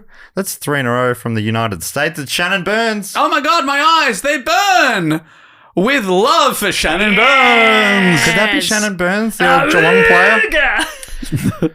Oh my God, right on the Golden Mile in Pittsburgh, Pennsylvania, right across from God's country, Ohio in the United States. It's Alex Spohr. More like Alex Score. Oh, touchdown. Yeah. Oh. And finally, from Halifax in Great Britain, it's Becky Harrison. Hello, fact. Becky is a great person. Yeah, Becky. Oh, okay, yep. Halifax. Okay, Hello, yeah, yeah. facts. Hello, facts. Hello. Fact. Facts. Yeah. I think it was the emphasis. He put the emphasis in the wrong spot, but he's not perfect. Hello, facts. Welcome to the club. Make yourselves at home. Since Jess is gone, we now do have 2 full-time ice hockey tables, so please enjoy those. I tried to stop this. Becky, Alex, Shannon, Jen, and Copper. Sorry, is that like one for everybody else and then I still have one? Yeah. Oh, that's actually a good system. That's a better compromise. But it is no longer an air hockey table. Oh, it's He's ice hockey ice table. hockey now. Yeah, but you've Motherfucker. got one to yourself. He froze it up. Motherfucker. Yeah, I and when said I say keep- to yourself, I mean we can still all use it, but you can also to yourself. I'm going to fucking kill I you. What do you mean? We'll I'm have to gonna order a kill new you. one, a third table just for you. Yeah, since you're gone, I made sure the ice was unmeltable. Oh, It's awful. Well, I thought you annoying. really liked that. I thought I you'd be so hate the excited. ice. What? I can't I'm deal with so you right confused. I'm so confused. now. I And I'm thought so mad. I did it for you. No, Oh. just Dave. Look, I'll just tell the listeners a couple of things and then I need to get out of here. Okay. Okay? But we would normally really start chatting from here. This No. is the best bit of the show. No, absolutely not. I'm really mad at you. I'm so sorry. Anybody can You've suggest a changed since you topic. got Yeah, back from I'm really America. upset. You used to be unflappable. Now Now you're flapping all over the I'm joint. very flappable now. If you would like to suggest a topic, you may. There's a link in the show notes. It's also on our website, which is dogoonpod.com. And you can find us at Do Go On Pod across all social media. Do Go On Podcast on TikTok, where we are really taking off. We're Oh, huge yeah. on there. We're massive on there. We're doing video. There'll be a video from this episode. You'll be able to see me wearing my brand new shirt. Yeah, Stay weird, Austin. I think it says. pretty cool I stuff. can't really read it from on me, but I think it says "Stay weird, Austin." Something like that. Yeah, with that sort of emphasis. And fusses. Anyway, Dave, boot this baby home. We'll be back next week with another fantastic episode, number 8 in the Blockbuster Tober countdown. But if you want to see us before then, of course, get tickets to the live stream this weekend, Saturday and Sunday, for 2 separate episodes with Who Knew It and Book Cheat as well. Do go on pod.com for all those tickets as well. But until then, thank you so much for listening, and until next time, goodbye. Later.